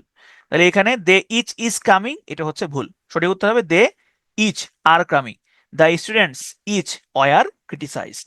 ওকে, এরপরে আসেন one of, each of, either of, neither of, every one of, quality of, এগুলোর পরে সবসময় নাউন হবে প্লুরাল কিন্তু ভার্ব হবে সিঙ্গুলার।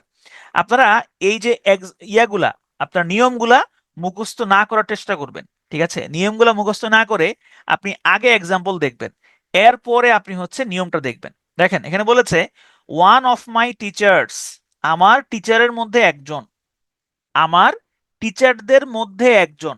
এখন আমি কি এখানে সিঙ্গুলার বোঝাচ্ছি নাকি প্লুরাল বোঝাচ্ছি? ধরুন আমি বললাম যে আমাদের স্টুডেন্টদের মধ্যে একজন। এখন আমি কি এখানে সব স্টুডেন্টদেরকে বুঝাচ্ছি নাকি একজন স্টুডেন্টদেরকে বুঝাচ্ছি, একটাকে বুঝাচ্ছি? আমি বললাম আমাদের ক্রিকেটারদের মধ্যে একজনের নাম লিটন দাস। তাইলে ক্রিকেটারদের মধ্যে একজনের নাম লিটন দাস, তাহলে আমি এখানে লিটন দাসকে বুঝাচ্ছি, একজনকে মিন করছি। তাহলে এই কারণে এই যে one of, each of, either of, এগুলোর পরে যে নাউনটা বসে সেই নাউনটা হয় প্লুরাল, কিন্তু যেহেতু আমি এখানে একজন বুঝাচ্ছি এই কারণে ভার্বটা হবে সিঙ্গুলার। তাহলে one of my teachers is taking his mill, neither of the farmers is guilty. ঠিক আছে, ওকে। তাহলে এখন আসেন আমরা একটু রিক্যাপ করি, আমরা এখানে কি কি জিনিস দেখলাম। আমরা দেখলাম মূলত হচ্ছে প্রোনাউন। তাহলে প্রোনাউন মানে কি? প্রোনাউন মানে হচ্ছে নাউনের পরিবর্তে যাহা বসতে পারে তাহাই হচ্ছে প্রোনাউন। এবং এখানে প্রোনাউনের কিছু এক্সাম্পল আমরা দেখলাম যে কোনটা কোন ধরনের প্রোনাউন। এরপরে আমরা কিছু ব্যবহার শিখলাম প্রোনাউনের। আমরা একটা ব্যবহার শিখলাম যে প্রোনাউন যদি কোনো বিভার্ব হয় অথবা কনজাংশন হয়, বিভার্ব এবং কনজাংশনের পরে অলওয়েজ সাবজেক্ট প্রোনাউন হয়। বিভার্ব কনজাংশনের পরে অলওয়েজ সাবজেক্ট প্রোনাউন হয়। বিভার্ব কনজাংশনের পরে অলওয়েজ সাবজেক্ট প্রোনাউন হয়। আর প্রেপোজিশন, জিরান্ড, পার্টিসিপল, ইনফাইনিটিভ এগুলোর পরে অলওয়েজ অবজেক্ট প্রোনাউন হয়। এটা আমরা এখানে শিখেছি। এরপর আমরা দেখলাম যে বাটের ব্যবহার। এই বাট শব্দটা যদি অ্যাকসেপ্ট এই অর্থটা প্রদান করে তাহলে বাট শব্দটা হয় প্রেপোজিশন। আবার বাট শব্দটা কনজাংশনও হতে পারে, যেমন nobody but she can solve the problem, এখানে কেউ কেউ বাটকে কনজাংশন হিসেবে বসান। তবে আধুনিক ইংরেজিতে বাট শব্দটা এই বাক্যে nobody but her can solve the problem, এইখানে বাট শব্দটা প্রেপোজিশন হিসেবে আসলে ব্যবহৃত হয়। এরপর আমরা শিখলাম যে ড্রপিং, এটা তো আমরা বলেই ফেললাম যে জিরান পার্টিসিপল ইনফিনিটিভের পরে অলওয়েজ অবজেক্ট প্রোনাউন হবে। এরপরে আমরা দেখলাম পজেসিভ প্রোনাউন। পজেসিভ প্রোনাউন গুলো এগুলো বোঝায় হচ্ছে পজেসিভ অ্যাডজেক্টিভ প্লাস হচ্ছে একটা নাউন, এই দুইটা মিলে হচ্ছে পজেসিভ প্রোনাউনটাই হয়। যেমন মাই কার, মাই কারকে আমি বলতে পারি দিস কার ইজ মাইন। ঠিক আছে, তাহলে মাইন শব্দটা হচ্ছে প্রোনাউন, কিন্তু মাই, এই মাই শব্দটা হচ্ছে অ্যাডজেক্টিভ। এরপরে আমরা দেখলাম হচ্ছে জিরান্ডের আগে যদি দেখেন যে কোন একটা প্রোনাউন বসছে, তাইলে জিরান্ডের আগের প্রোনাউনটা হচ্ছে পজিটিভ হয়, হিজ, হার এগুলো হবে। এরপরে আমরা দেখলাম প্রোনাউনের একটা সিরিয়াল, যদি অনেকগুলা প্রোনাউন একই সাথে একটা সেন্টেন্সের সাবজেক্ট হিসেবে বসে সেক্ষেত্রে আমরা নর্মালি 2 3 1 এই সিরিয়ালটা ফলো করি। আর যদি গিল্ট বোঝায়, অপরাধ বোঝায়, সেক্ষেত্রে আমরা হচ্ছে 1 2 3 এই সিরিয়ালটা ফলো করি। 1 2 3 মানে ফার্স্ট পার্সন, সেকেন্ড পার্সন এবং হচ্ছে থার্ড পার্সন। ডিস্ট্রিবিউটিভ প্রোনাউনের মধ্যে আমরা দেখলাম ইচ, আইদার, নাইদার। এখানে আমরা ইচ এবং এভরির ব্যবহারটা শিখেছি। ইচ এবং এভরি সবসময় সিঙ্গুলার হয় এবং এটার পরেও সবসময় ভার্বও সিঙ্গুলারই বসে। আর একটা আমরা ব্যতিক্রম দেখেছি, সেই ব্যতিক্রমটা হচ্ছে যদি কোনো প্লুরাল নাউন বা প্লুরাল প্রোনাউনের পরে ইচ বসে তখন কিন্তু ভার্বটা প্লুরালই হয়, ইচটা ভার্বের উপরে কোনো প্রভাব রাখে না। আচ্ছা দেখেন, আমরা এখন শিখবো বথ, আইদার, নাইদার, নান, এনি, অল এইটার ব্যবহারটা আমরা এখন শেখার চেষ্টা করব। প্রথমে আসেন বথ, আইদার এবং নাইদার। মনে রাখবেন বথ, আইদার এবং নাইদার এই তিনটা শব্দ দিয়ে অলওয়েজ দুই বোঝায়, দুই, দুই সংখ্যাটাকে মিন করে বথ, আইদার, নাইদার। কিভাবে মিন করে? ধরেন আমি আপনাদেরকে আহ দুইটা রুটি খাইতে দিলাম। হুম, এখন তো নাস্তার সময়। ধরেন আমি আপনাদেরকে দুইটা রুটি খাইতে দিলাম। দুইটা রুটির মধ্যে আপনি যদি দুইটা রুটি খেয়ে ফেলেন তখন আপনি বলবেন বথ, দুইটার মধ্যে দুইটাই আপনি খেয়ে ফেলেছেন। দুইটার মধ্যে যে কোনো একটা যদি আপনি খান সেটাকে আপনি বলবেন আইদার। দুইটার মধ্যে যদি আপনি কোনোটাই না খান, জিরো, তখন আপনি বলবেন নাইদার। ব্যাপারটা খেয়াল করেন, দুইটার মধ্যে আপনি দুইটাই খেয়ে ফেলেছেন, আপনি বলবেন বথ। দুইটার মধ্যে একটা আপনি খেয়েছেন, একটা খান নাই, যে কোনো একটা আপনি খেয়েছেন, এটাকে বলবেন আইদার। দুইটার মধ্যে কোনোটাই আপনি খান নাই, এটাকে আপনি বলবেন নাইদার। ঠিক আছে, এখন আসেন আমরা এক্সাম্পল দিই। both of the boys is present অথবা are present, either of the boys is অথবা are present, neither of the boys is অথবা are present। দেখেন both, both, either, neither তিনটা দিয়ে কি বোঝায়? তিনটা দিয়ে দুই বোঝায়। দুই কি সিঙ্গুলার নাকি প্লুরাল? দুই হচ্ছে প্লুরাল। তাইলে এইখানে এই যে নাউনটা, নাউনটা প্লুরাল বসবে। এই যে তাহলে বথ, বথের পরে বয়েজ বসছে। আইদার দুই বুঝায়, সুতরাং বয়েজ বসছে। নাইদার দুই বুঝায়, সুতরাং বয়েজ বসছে। ওকে, এখন আসেন, ভার্বটা কি সিঙ্গুলার হবে নাকি প্লুরাল হবে? বথ দিয়ে কি বোঝায়? দুইয়ের মধ্যে দুইটাই বোঝায়, সুতরাং ভার্ব হবে প্লুরাল। আর আইদার দুইয়ের মধ্যে একটাকে মিন করে, তাইলে একটা সিঙ্গুলার, তাইলে ভার্ব হবে সিঙ্গুলার। নাইদার দুইয়ের মধ্যে একটাও না, তার মানে এটা তো প্লুরাল না। তাহলে প্লুরাল যেহেতু না, তাহলে আর হবে না। তাহলে আর যদি না হয় তাহলে কি হবে? ইজ হবে। ঠিক আছে, তাহলে এই জিনিসটা বেসিক একটা জিনিস সবসময় মাথায় রাখবেন। বথ, আইদার, নাইদার দিয়ে অলওয়েজ দুইটা নাউনকে বোঝায়, মানে নাউনের প্লুরাল ফর্মকে বোঝায়। তবে এখানে নাউন হচ্ছে কয়টা? দুইটা। বথ দিয়ে দুইটার মধ্যে দুইটাই বোঝায়, আইদার দিয়ে দুইটার মধ্যে একটা বোঝায়, এবং নাইদার দিয়ে দুইটার মধ্যে কোনোটাই বোঝায় না। ঠিক আছে, আচ্ছা এখন আসেন, দুইয়ের বেশি যদি হয় তাহলে কোনটা বসাবো? দুইয়ের বেশি যদি হয় তাহলে নান বসতে পারে, এনি বসতে পারে, আবার অলও বসতে পারে। কখন কোনটা বসে? ধরেন আমি আবার আপনাদেরকে 6টা রুটি খাইয়ে দিলাম। আপনারা অনেকে আছেন দুইটা রুটিতে আপনাদের পেট ভরে নাই, এই কারণে আপনাদেরকে 3 গুণ রুটি বাড়াই দিলাম, 6টা দিলাম। 6টার মধ্যে আপনি যদি 6টাই খেয়ে ফেলেন তখন আপনি বলবেন অল। 6টার মধ্যে আপনি যদি যে কোনো একটা খান তখন আপনি বলবেন এনি। 6টার মধ্যে যদি আপনি একটাও না খান, আপনার রুটি পছন্দ না, আপনার হচ্ছে আপনার পরোটা পছন্দ। আর আবার যারা চট্টগ্রামের মানুষ আছেন বা যারা পুরান ঢাকার মানুষ আছেন তাদের হচ্ছে ওই যে আহ, ডুবো তেলে ভাজা পরোটা পছন্দ। আমি চট্টগ্রামে গিয়ে এটা প্রথম দেখছি যে মানে পরোটা যে ডুবো তেলে ভাজা যায়, বা পরোটা জিনিসটা যে ডুবো তেলে ভেজেও হয়, এটা আমি প্রথম চট্টগ্রাম গিয়ে দেখছি। চট্টগ্রামের মানুষজন এই আপনার সকালে উঠে এরা ডুবো তেলে ভাজা পরোটা আর চা দিয়ে নাস্তা করে। মানে এটা তাদের হচ্ছে খুব মানে ফেভারিট একটা একটা আইটেম, এবং পুরান ঢাকার মানুষও এটা করে। তাহলে নান, নান মানে হচ্ছে আপনার কোনোটাই না, 6টার মধ্যে আপনি একটাও খান নাই। ঠিক আছে, তাহলে এখন আসেন এক্সাম্পল দেখি আমরা। All of the 6 boys is অথবা আর প্রেজেন্ট। তাহলে এখানে এই যে 6 বয়েজ, তাহলে অল মানে তো 6টার মধ্যে 6টাই বোঝাচ্ছে, তাহলে এটা প্লুরাল, সুতরাং এখানে ভয়েস প্লুরাল, আবার ভার্বটা হবে প্লুরাল, সিঙ্গুলার হবে না। Okay, none of the 6 boys is অথবা আর প্রেজেন্ট। এখানে আসেন, নান, নান দিয়ে কি বোঝায়? নান দিয়ে বোঝায় হচ্ছে জিরো। তাহলে জিরো বোঝাইলে তার মানে এটা তো প্লুরাল না, সুতরাং এখানে ভার্বটা প্লুরাল হবে না, ভার্ব হবে singular. Naan of the 6 boys is present. Any, any দিয়ে কি বোঝায়? এনি দিয়ে বোঝায় 6এর মধ্যে একটা। তাহলে এনি অফ দ্য 6 বয়েজ, যেহেতু সিঙ্গেল বোঝাচ্ছে এক, সুতরাং ভার্বটা হবে সিঙ্গুলার। এ হচ্ছে মোটামুটি হিসাব নিকাশ। তবে সবকিছুতেই একটা কিন্তু থেকে যায় বা একটা এক্সেপশন থেকে যায়, সেই এক্সেপশনটা আমরা এখন দেখব।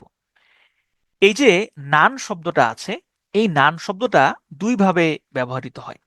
একটা হচ্ছে নো ওয়ান মানে জিরো, আরটা হচ্ছে নট ওয়ান। নট ওয়ান মানে এক না, একের বেশি, মোর দেন ওয়ান।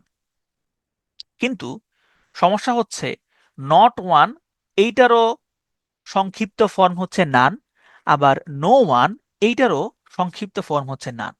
এখন কোন নান দিয়ে কোন নান বুঝায় সেটা আপনি কেমনে বুঝবেন? আবার নান শব্দটা তো নান, নান রুটি হয়, এটা একটা নান। আবার এন ইউ এন নান, ওই নান মানে হচ্ছে সন্ন্যাসী। আবার এইখানে দুইটাও হচ্ছে নান, তাহলে কোন নান দিয়ে কোনটা বোঝানো হবে? পেস তো লেগে যাচ্ছে। আচ্ছা এখন আসেন এক্সাম্পল দিই আমরা। নান যেটা নট ওয়ান বুঝায়, যে নান দিয়ে নট ওয়ান বোঝায়, এই নট ওয়ান মানে একের বেশি। ধরেন যদি আমি 6এর মধ্যে হিসাব করি তাহলে একের বেশি কত হয়? 2 হইতে পারে, 3 হইতে পারে, 4 হইতে পারে, আবার 5ও হইতে পারে। তাহলে এই নান দিয়ে এখানে 6এর মধ্যে যদি আমি হিসাব করি তাহলে 2টা, 3টা, 4টা, 5টা যে কোনো একটা বোঝানো হতে পারে।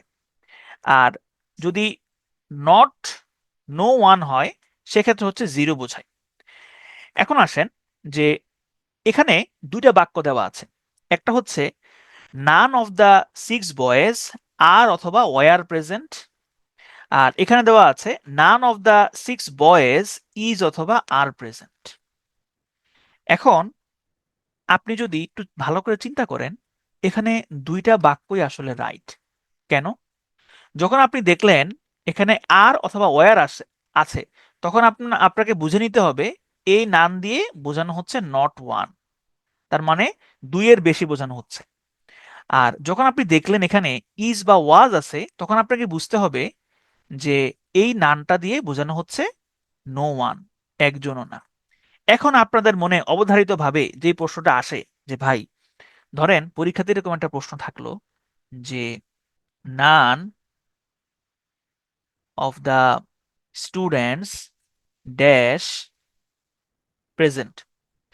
এখানে অপশনে থাকলো হচ্ছে নান of the students was present, এখানে অপশনে থাকলো ওয়ার প্রেজেন্ট, এখানে অপশনে থাকলো হ্যাভ প্রেজেন্ট, অপশনে থাকলো হ্যাড প্রেজেন্ট। আচ্ছা, প্রথমে আসেন যে এখানে কি হ্যাভ হ্যাজ হবে কিনা।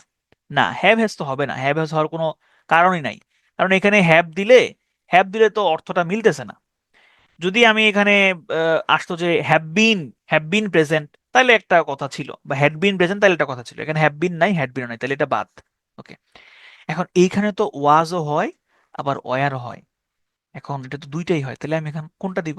আচ্ছা, মডার্ন ইংলিশে, আধুনিক যে ইংলিশ, সেখানে এই নানটাকে সবসময় নো ওয়ান হিসেবে বিবেচনা করা হয়। মডার্ন ইংলিশে সবসময় নানটাকে নো ওয়ান হিসেবে বিবেচনা করা হয়। সেই ক্ষেত্রে এখানে প্রেফারেবল উত্তর হচ্ছে ওয়াজ, প্রেফারেবল উত্তর হচ্ছে ওয়াজ। কিন্তু যদি এখানে ওয়ার না থাকতো, তাইলে আপনি ওয়াজ দেখাইতেন অবশ্যই। যদি এখানে ওয়াজ না থেকে ওয়ার থাকতো, তাইলে আপনি অবশ্যই ওয়ারটা দাগাতেন। ঠিক আছে, আপনারা বথ আইদার নাইদার বুঝতে পেরেছেন। আমি একটু নানকে নিয়ে একটু কথাবার্তা বলি, আবার একটু রিক্যাপ করি। দেখেন, এই যে নান শব্দটা, এই নান শব্দটার দুইটা ভার্সন হয়। একটা হইল নট ওয়ান, এবং আরেকটা ভার্সন হচ্ছে নো ওয়ান। ঠিক আছে, এই নট ওয়ান মানে কি? নট ওয়ান মানে হচ্ছে ওয়ান প্লাস। ওয়ান প্লাস মানে কি? ওয়ান প্লাস মানে হচ্ছে দুই হইতে পারে, তিন হইতে পারে, চার হইতে পারে। আর নো ওয়ান মানে কি? নো ওয়ান মানে হচ্ছে জিরো। ঠিক আছে, তাহলে নট ওয়ানের সাথে আমার যেই ভার্বটা হবে, সেই ভার্বটা হবে হচ্ছে প্লুরাল, যদি নট ওয়ান বোঝায় নো ওয়ান দিয়ে। আর যদি নো ওয়ান বোঝায়, সেক্ষেত্রে ভার্বটা হবে সিঙ্গুলার, সিঙ্গুলার। ঠিক আছে, এখন প্রশ্ন হচ্ছে আমি কখন কোনটা বুঝবো? তাহলে আমি যদি এইভাবে লিখি যে নান of the naan of the apples were were eaten। আবার যদি বলি এরকম যে নান of the apples was eaten, তাহলে এখানে আমার দুইটা বাক্যই সঠিক হবে, অয়ারও সঠিক, ওয়াজও সঠিক। কারণ অয়ার দিছে, যে দিছে, যিনি অয়ার দিবেন, তিনি মিন করছেন যে এখানে আমি আসলে নট ওয়ান বোঝাচ্ছি। আর যিনি ওয়াজ দিবেন, তিনি বোঝাচ্ছেন এই নান দিয়ে আমি এখানে জিরো বোঝাচ্ছি। এখন যদি পরীক্ষাতে এরকম কোনো প্রশ্ন চলে আসে, সেই ক্ষেত্রে আপনি কি নানটাকে, নান যদি পরীক্ষাতে এরকম অপশন আসে, যদি যেখানে আপনাকে বুঝতে পারতেছেন না যে নান কি সিঙ্গুলার নাকি নান হচ্ছে প্লুরাল, সেক্ষেত্রে আপনি, যেহেতু আধুনিক ইংরেজিতে নানটাকে সিঙ্গুলার ধরা হয়, সেক্ষেত্রে আপনি হচ্ছে পরীক্ষাতে আসলে, এটা আবার বলে দেই, পরীক্ষাতে যদি আসে, তাহলে নানটাকে আপনি সিঙ্গুলার হিসেবে ট্রিট করবেন। ঠিক আছে, এখন আশা করি বুঝতে পেরেছেন। ওকে, এরপরে আসেন আমরা দেখবো হচ্ছে ইন্টারোগেটিভ প্রোনাউন। এই ডাব্লিউএইচ যে ওয়ার্ডগুলো আছে, সেগুলো যখন ইন্টারোগেটিভ সেন্টেন্সে বসে, সেগুলোকে ইন্টারোগেটিভ প্রোনাউন বলে। যেমন আমরা এক্সাম্পল দেখি, যেমন দেখেন এখানে বলছে, আচ্ছা এখানে কোনো কিছু বলে নাই, তাহলে দেখেন আমরা আমি একটা এক্সাম্পল দিই এখানে। ধরেন এখানে ইন্টারোগেটিভ ইন্টারোগেটিভ প্রোনাউন আছে, তাহলে ইন্টারোগেটিভ প্রোনাউনের এক্সাম্পল গুলো হচ্ছে এখানে, শব্দগুলো আগে দেখেন। ডাব্লিউএইচ যে ওয়ার্ডগুলো আছে, হু, হোয়াট, হাউ, হ্যাঁ, এগুলোকে বলা হয় আপনার ডাব্লিউএইচ ওয়ার্ড। হ্যাঁ, তাহলে এই ডাব্লিউএইচ ওয়ার্ডগুলা যখন হচ্ছে প্রোনাউন হিসেবে কাজ করবে, তখন সেগুলোকে বলা হয় ইন্টারোগেটিভ প্রোনাউন। যেমন ধরেন আমি বললাম যে হু স্টোল মাই পেন, তাহলে এখানে হু হচ্ছে একটা প্রোনাউন। হ্যাঁ, আবার ধরেন আমি বললাম যে হু উইল মিট মি, ঠিক আছে। আবার বললাম যে হুইচ ইজ দা ওয়ে, তাহলে এখানে হুইচ, হু, এই সবগুলো হচ্ছে ইন্টারোগেটিভ প্রোনাউন, তাহলে এগুলো ইন্টারোগেটিভ সেন্টেন্সে বসছে এবং এটা প্রোনাউন হিসেবে বসছে। ওকে, এরপরে আসেন আমরা দেখবো হচ্ছে রেসিপ্রোকাল প্রোনাউন। রেসিপ্রোকাল প্রোনাউন হচ্ছে দুইটা, একটা হচ্ছে ইচ আদার এবং আরেকটা হচ্ছে ওয়ান অ্যানাদার। এখানে বোঝার ব্যাপার হচ্ছে ওয়ান অ্যানাদার, এইটা যদি দুইয়ের বেশি হয়, দুইয়ের বেশি ব্যক্তিকে বোঝায়, তখন হচ্ছে ওয়ান অ্যানাদার বসে। আর যদি দুই মিন করে তাহলে হচ্ছে ইচ আদার বসে। কিন্তু সমস্যা হচ্ছে ওয়ান অ্যানাদারকে আমাদের ব্রেন সিগন্যাল দেয় ওয়ান অ্যানাদার মানে হইলো মনে হয় দুই, আর ইচ আদার মানে হচ্ছে মনে হয় দুইয়ের বেশি। এটা আমাদের ব্রেন আমাদেরকে সিগন্যাল দেয়, আমারও দেয়, আপনাকে হয়তো দিচ্ছে। তাহলে এটা এই ভুল করা যাবে না, ওয়ান অ্যানাদার দিয়ে দুই প্লাস বোঝায়, আর ইচ আদার দিয়ে হচ্ছে দুই বোঝায়। এক্সাম্পল দেই, দেখেন the two boys are helping one another, তাহলে এটা ভুল। কেন ভুল? কারণ এখানে টু বয়েজ দিছে, টু বয়েজ দিলে ওয়ান অ্যানাদার হয় না, টু বয়েজ দিলে হচ্ছে ইচ আদার হয়, ঠিক আছে। তাহলে সঠিক উত্তর হবে two, the two boys are helping each other, each other, ঠিক আছে। আর এখানে দেখেন family members love each other, তাহলে লাভ ইচ আদার দিয়ে এখানে কি বোঝানো হচ্ছে? এখানে বোঝানো হচ্ছে যে ফ্যামিলি মেম্বার হচ্ছে আপনার দুইজন, হ্যাঁ, দুইজনের ফ্যামিলি তো হয়, সেক্ষেত্রে এটা সঠিক, family members love each other, দুইটাই হয়। ওকে, রিফ্লেক্সিভ হচ্ছে এমফ্যাটিক। রিফ্লেক্সিভ কোনগুলা? ওই যে সেলফ বা সেলফ যুক্ত যে প্রোনাউনগুলো সেগুলো, যেমন হিম সেলফ, হার্ট সেলফ। তো এইখানে গুরুত্বপূর্ণ জিনিসটা হচ্ছে যে আমরা মাঝে মধ্যেই প্রেজেন্টেশনের সময় প্রায় বলি যে মাইসেলফ অমুক, হ্যাঁ, মাইসেলফ অমুক। এই মাইসেলফ আসলে কখনোই সাবজেক্ট হিসেবে বসে না, এটা সবসময় মাথায় রাখবেন। একটা রিসিপ্রোকাল প্রোনাউন এবং রিফ্লেক্সিভ প্রোনাউন কখনোই সাবজেক্ট হিসেবে বসে না। আমরা বলার সময় এরকম বলে ফেলি, কিন্তু সেটা ভুল। তাহলে এখানে Kabir and myself are going there, এটা হচ্ছে ভুল বাক্য। সঠিক হবে Kabir and I are going there, Kabir and I are going there হবে, ঠিক আছে। ওকে, এরপরে দেখেন কিছু ভার্ব আছে যেই ভার্বগুলোর সাথে কখনোই রিফ্লেক্সিভ প্রোনাউন হয় না। যেমন আই ফিল মাইসেলফ ওরিড, এটা ভুল বাক্য। সঠিক হবে আই আই এম ওরিড, সঠিক উত্তর হবে I am worried, I worried না, এখানে হবে I am worried, I am worried. Did he shave himself, না, শেভের সাথে কখনোই রিফ্লেক্সিভ প্রোনাউন হবে না, সঠিক উত্তর হবে ডিড হি শেভ, ঠিক আছে। আচ্ছা, এখন আসেন রিলেটিভ প্রোনাউন। রিলেটিভ মানে কি? রিলেটিভ মানে হচ্ছে সম্পর্ক, আত্মীয়, আত্মীয়, হ্যাঁ, রিলেশনশিপ, সম্পর্ক। তাহলে রিলেটিভ প্রোনাউন, যে প্রোনাউনটা সম্পর্ক তৈরি করবে, কোন জায়গার সাথে কোন জায়গার সম্পর্ক তৈরি করবে? আচ্ছা, রিলেটিভ প্রোনাউন গুলো হচ্ছে যখন একটা আহ, যখন একটা হচ্ছে কি বলা যায় এটাকে, অ্যাডজেক্টিভ ক্লজ, অ্যাডজেক্টিভ ক্লজ দিয়ে হচ্ছে মূলত এক্সাম্পল দেওয়া যেতে পারে। অ্যাডজেক্টিভ ক্লজের একটা প্রকারভেদ আছে, সেই প্রকারভেদটার নাম হচ্ছে আপনার রিলেটিভ ক্লজ। হ্যাঁ, রিলেটিভ ক্লজটা মানে কি? রিলেটিভ ক্লজ মানে হচ্ছে যেখানে সে একটা সম্পর্ক বোঝায় বা একটা সম্পর্ক ডিনোট করে। এক্সাম্পল দেই, ধরেন আমি বললাম যে this is the book that I lost, this is the book that I lost. তাহলে দেখেন এখানে এই যে দ্যাট আই লস্ট, এটা খুব সহজে আপনারা বুঝতে পারছেন, এটা হচ্ছে একটা অ্যাডজেক্টিভ ক্লজ, ঠিক আছে। এখন দেখেন এই যে দ্যাট শব্দটা, এই দ্যাট শব্দটা কাকে মিন করছে? এই দা বুককে মিন করছে। তাহলে এই দ্যাট শব্দটা হচ্ছে একটা রিলেটিভ প্রোনাউন, রিলেটিভ প্রোনাউন, এবং এই দ্যাট আই লস্ট এটাকে রিলেটিভ ক্লজও বলা হয়ে থাকে। ধরেন আরেকটা এক্সাম্পল দিলাম, যে বললাম here is the money, here is the money that you lend me. তাহলে দেখেন হিয়ার ইজ দ্য মানি, এখানে মানি শব্দটাকে মডিফাই করছে that you lend me, money শব্দটাকে মডিফাই করছে দ্যাট ইউ ল্যান্ড মি। তাহলে এখানে এই যে মানিকে মডিফাই করছে, সুতরাং এটা হচ্ছে একটা রিলেটিভ ক্লজ অথবা অ্যাডজেক্টিভ ক্লজ, আর এই যে দ্যাট, দ্যাট হচ্ছে একটা রিলেটিভ প্রোনাউন, ঠিক আছে। ওকে, তাহলে আমরা রিলেটিভ প্রোনাউন মোটামুটি বুঝে গেছি। এরপরে ও আচ্ছা, এখানে এক্সাম্পল অনেকগুলো দেওয়া ছিল। আচ্ছা, এটা আমি আমি এটা হচ্ছে কেটে দিব, সমস্যা নেই। এখানে যে হুজ, তারপরে হুম, হু লস্ট, এগুলো সবগুলো হচ্ছে রিলেটিভ প্রোনাউন। আচ্ছা, এখন আসেন গুরুত্বপূর্ণ একটা জিনিস, সেটা হচ্ছে হু, হুম এবং হুজের ব্যবহার। এটা এই এই চ্যাপ্টার, এই আজকের ক্লাসের সর্বশেষ জটিল জিনিস বা বুঝার মতো জিনিস হচ্ছে এইটা, হু, হুম এবং হুজের ব্যবহার। দেখেন, যেটা মাথায় রাখবেন সেটা হচ্ছে এই হু, এখানে আমি একটু বলে দেই, যেটা মাথায় রাখবেন সবসময়, এই যে হু, হু সবসময় হচ্ছে সাবজেক্ট হিসেবে বসে, হুম সবসময় অবজেক্ট হিসেবে বসে, আর এই হুজ, হুজ সবসময় হচ্ছে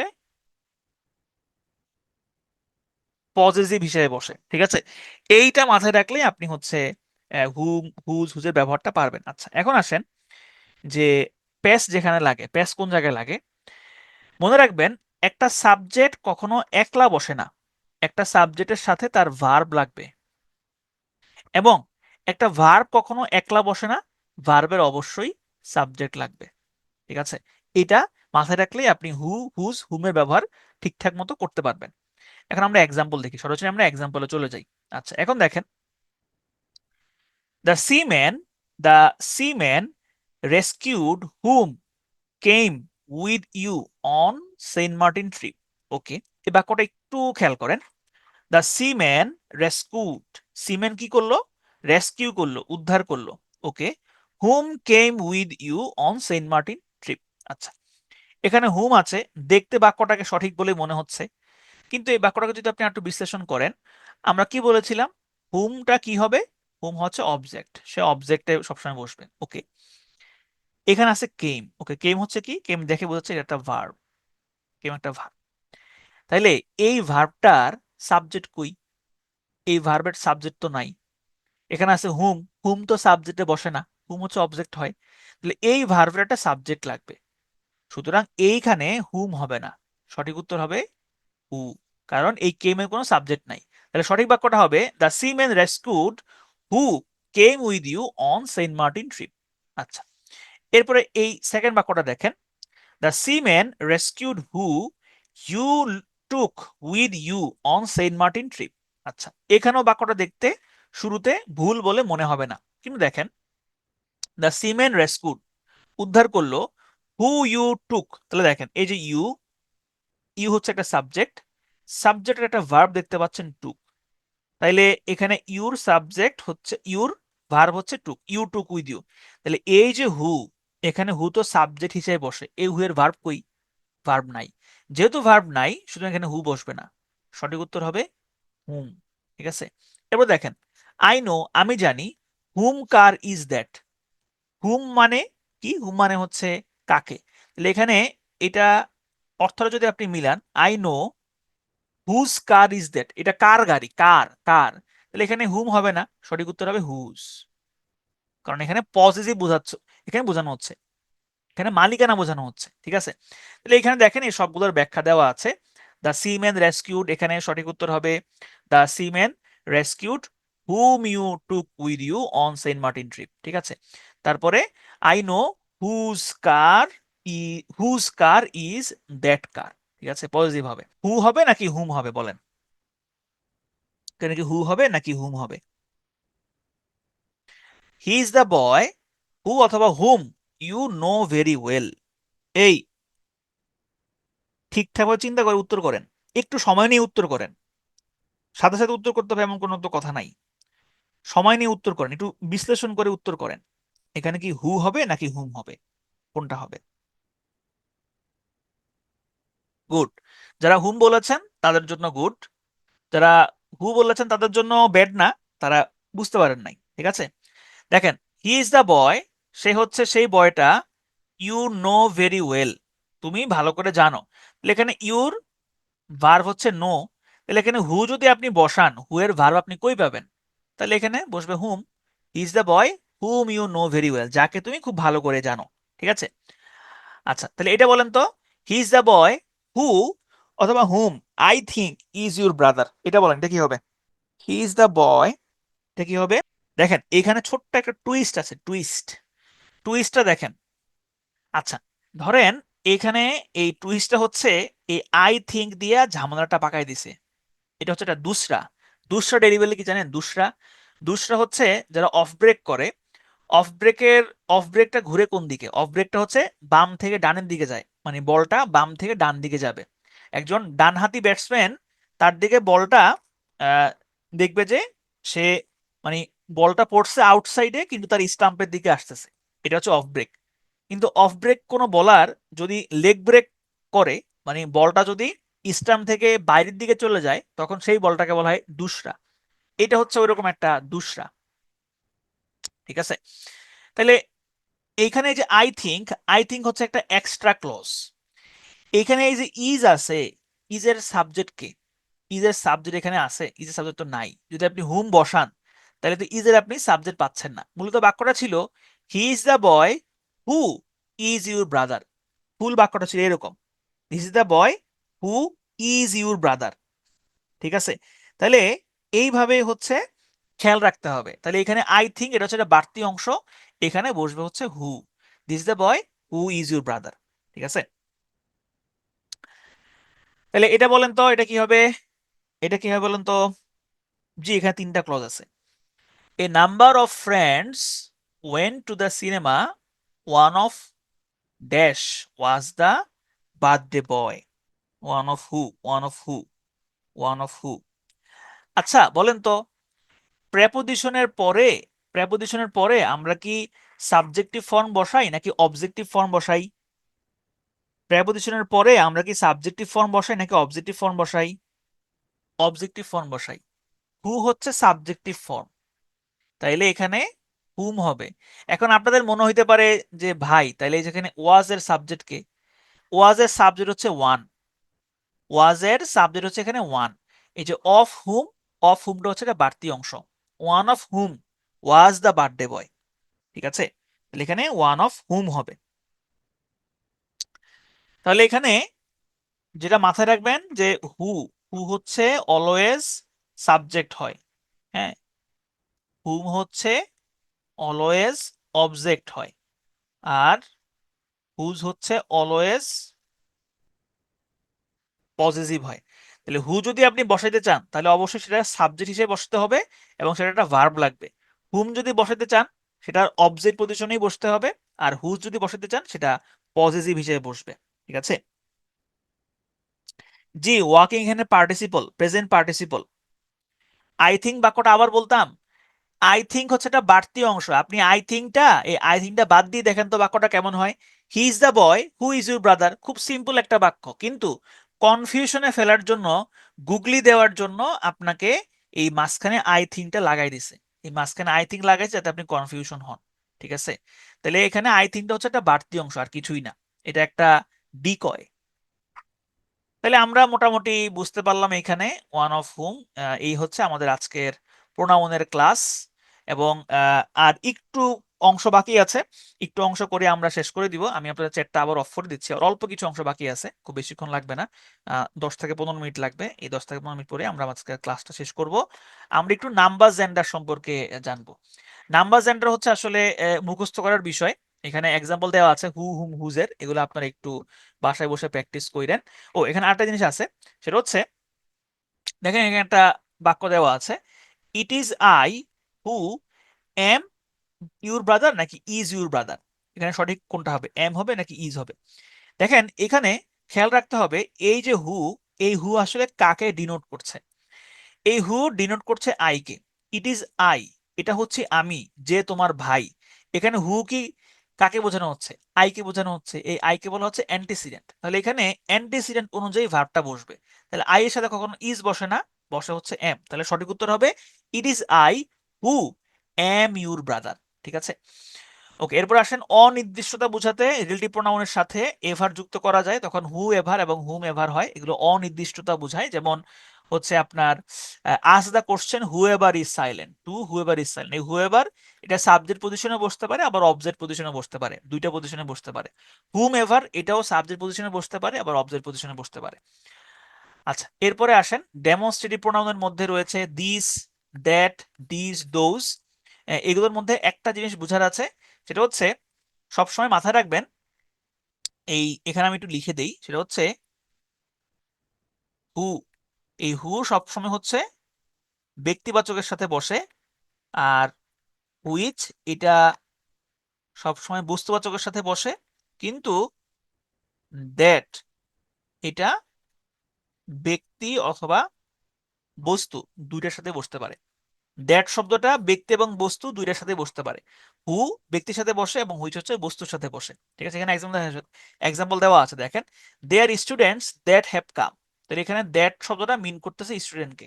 ঠিক আছে, দ্যাট শব্দটাকে আমাদের দেখলে মনে হয় যে এটা মনে হয় ব্যক্তির সাথে বসতে পারবে না, এটা শুধু বস্তুর সাথেই বসে, কিন্তু দ্যাট শব্দটা ব্যক্তি বস্তু উভয়ের সাথেই বসতে পারে। ঠিক আছে, কিন্তু ব্যক্তির সাথে হুইচ ব্যবহার করা কখনোই যাবে না। আচ্ছা, এরপরে আসেন, এটা আমরা দেখেছি অলরেডি। এবং এই যে হু, দ্যাট, হুইচ, এগুলা সিঙ্গুলার এবং প্লুরাল উভয়ের সাথেই বসতে পারে। আচ্ছা, ইনডিফিনিট প্রোনাউন, এটা হচ্ছে প্রোনাউনের সর্বশেষ। এই ইনডিফিনিট মানে হচ্ছে নির্দিষ্ট না, যেমন হচ্ছে one, someone, everyone, somebody, nobody, all, এগুলো সবকিছু হচ্ছে অনির্দিষ্টতা বোঝায়, অর্থাৎ কয়জন, কোনো নির্দিষ্ট নাই। ঠিক আছে, তাহলে এইগুলা কিভাবে একটা সেন্টেন্সে বসতে পারে দেখেন। এই যে সামওয়ান, এভরিবডি, সামবডি, নোবডি, এগুলোর সাথে সবসময় ভার্ব সিঙ্গুলার হয়, কারণ এগুলোতে সিঙ্গুলার মিন করে। যেমন এভরিবডি আর না, everybody is going to his destination, everyone has been awarded. ঠিক আছে, তাহলে এই এভরিওয়ান, সামওয়ান, সামবডি, সামথিং, এগুলা অলওয়েজ হচ্ছে সিঙ্গুলার মিন করে। ঠিক আছে, মানে এগুলোর সাথে সিঙ্গুলার ভার্ব হয়, এগুলোর সাথে ভার্ব হবে হচ্ছে সিঙ্গুলার, এগুলোর সাথে ভার্ব সিঙ্গুলার হয়। ওকে, নাম্বার, নাম্বার হচ্ছে দুই ধরনের হয়, একটা হচ্ছে সিঙ্গুলার এবং আরেকটা হচ্ছে প্লুরাল। সিঙ্গুলার মানে হচ্ছে এক, আর প্লুরাল মানে হচ্ছে একের বেশি। এখন পরীক্ষাতে আসলে কি কি আসে, পরীক্ষাতে বিভিন্ন সিঙ্গুলার নাম্বার থেকে প্লুরাল নাম্বারটাকে প্লুরাল নাম্বারে পরিণত করতে হয়। তো এখানে কিছু গুরুত্বপূর্ণ প্লুরাল নাম্বার আছে যেগুলো অলওয়েজ প্লুরাল হয়, এগুলো কোনো সিঙ্গুলার কোনো ভার্সন নাই। যেমন ব্রেসেস, প্যান্টস, এটা কখনো প্যান্ট হয় না। Trousers, jeans, drawers, jodhpurs, scissors, tongs, scales, এগুলো সবসময় প্লুরাল হয় অলওয়েজ। ঠিক আছে, তাহলে প্লুরাল মানে কি, এগুলোর সাথে যে ভার্বটা আছে সেই ভার্বটাও কিন্তু হচ্ছে প্লুরালই হবে। ঠিক আছে, এগুলো সবসময় প্লুরাল হয়। ওকে, এরপরে আসেন যে কিছু শব্দ আছে যেগুলোর সিঙ্গুলার এবং প্লুরাল একই রকম হয়, যেমন hundred, thousand, million, dozen, sheep, deer, swine, এগুলোর সিঙ্গুলার প্লুরাল। আবার যেমন আমরা দেখেছিলাম টাকা, টাকা, এগুলোর সিঙ্গুলার এবং প্লুরাল একই রকম হয়, চেঞ্জ হয় না কখনো। ঠিক আছে, তাহলে যেমন আই নিড 5,000 টাকা, তাহলে এটা হচ্ছে ভুল, সঠিক উত্তর হবে আই নিড 5,000 টাকা, কারণ এই থাউজেন্ড এটার কোনো প্লুরাল নাই। Our family consume 6 dozens of eggs per week, তাহলে এইখানে আপনার এই ডোজেন্স হবে না, সঠিক উত্তর হবে ডোজেন। ঠিক আছে, এরপরে দেখেন এই যে হান্ড্রেড, থাউজেন্ড এবং হচ্ছে ডোজেন, এগুলোর সাথে কখনই হচ্ছে এস বা ইএস যুক্ত করে আপনি এগুলোকে হচ্ছে প্লুরাল হচ্ছে আপনার হচ্ছে করতে পারবেন না, এটা হচ্ছে একটা। কিন্তু এখানে একটা ছোট্ট এক্সেপশন আছে, এক্সেপশনটা হচ্ছে এই হান্ড্রেড, থাউজেন্ড, মিলিয়ন, ডোজেন, এগুলোর আগে যদি কোনো অনির্দিষ্টতা জ্ঞাপক ডিটারমাইনার থাকে তাহলে এগুলোর শেষে এস বা ইএস যুক্ত হয়। এই সবাই একটু মনোযোগ দেন, হ্যাঁ সবাই একটু মনোযোগ দেন, কারণ এই লাস্টের দিকে মনোযোগ থাকে না, একদমই মনোযোগ থাকে না, খুব বেশিক্ষণ নাই, আর একটু মনোযোগ দেন, এই বিষয়টা একটু বুঝতে হবে। আচ্ছা, প্রথমে দেখেন আমরা কি শিখলাম, আমরা শিখলাম যে এই যে hundred, thousand, million, dozen, score, sheep, এগুলোর সাথে কখনো এস বা ইএস যুক্ত হয় না, এগুলোকে এস বা ইএস যুক্ত করে প্লুরাল করা যায় না। ওকে, এটা হচ্ছে এক নাম্বার। দুই নাম্বার আমরা শিখলাম যে এগুলোর সাথে এস বা ইএস হতে পারে কখন, যদি কোনো অনির্দিষ্টতা জ্ঞাপক ডিটারমাইনার বসে।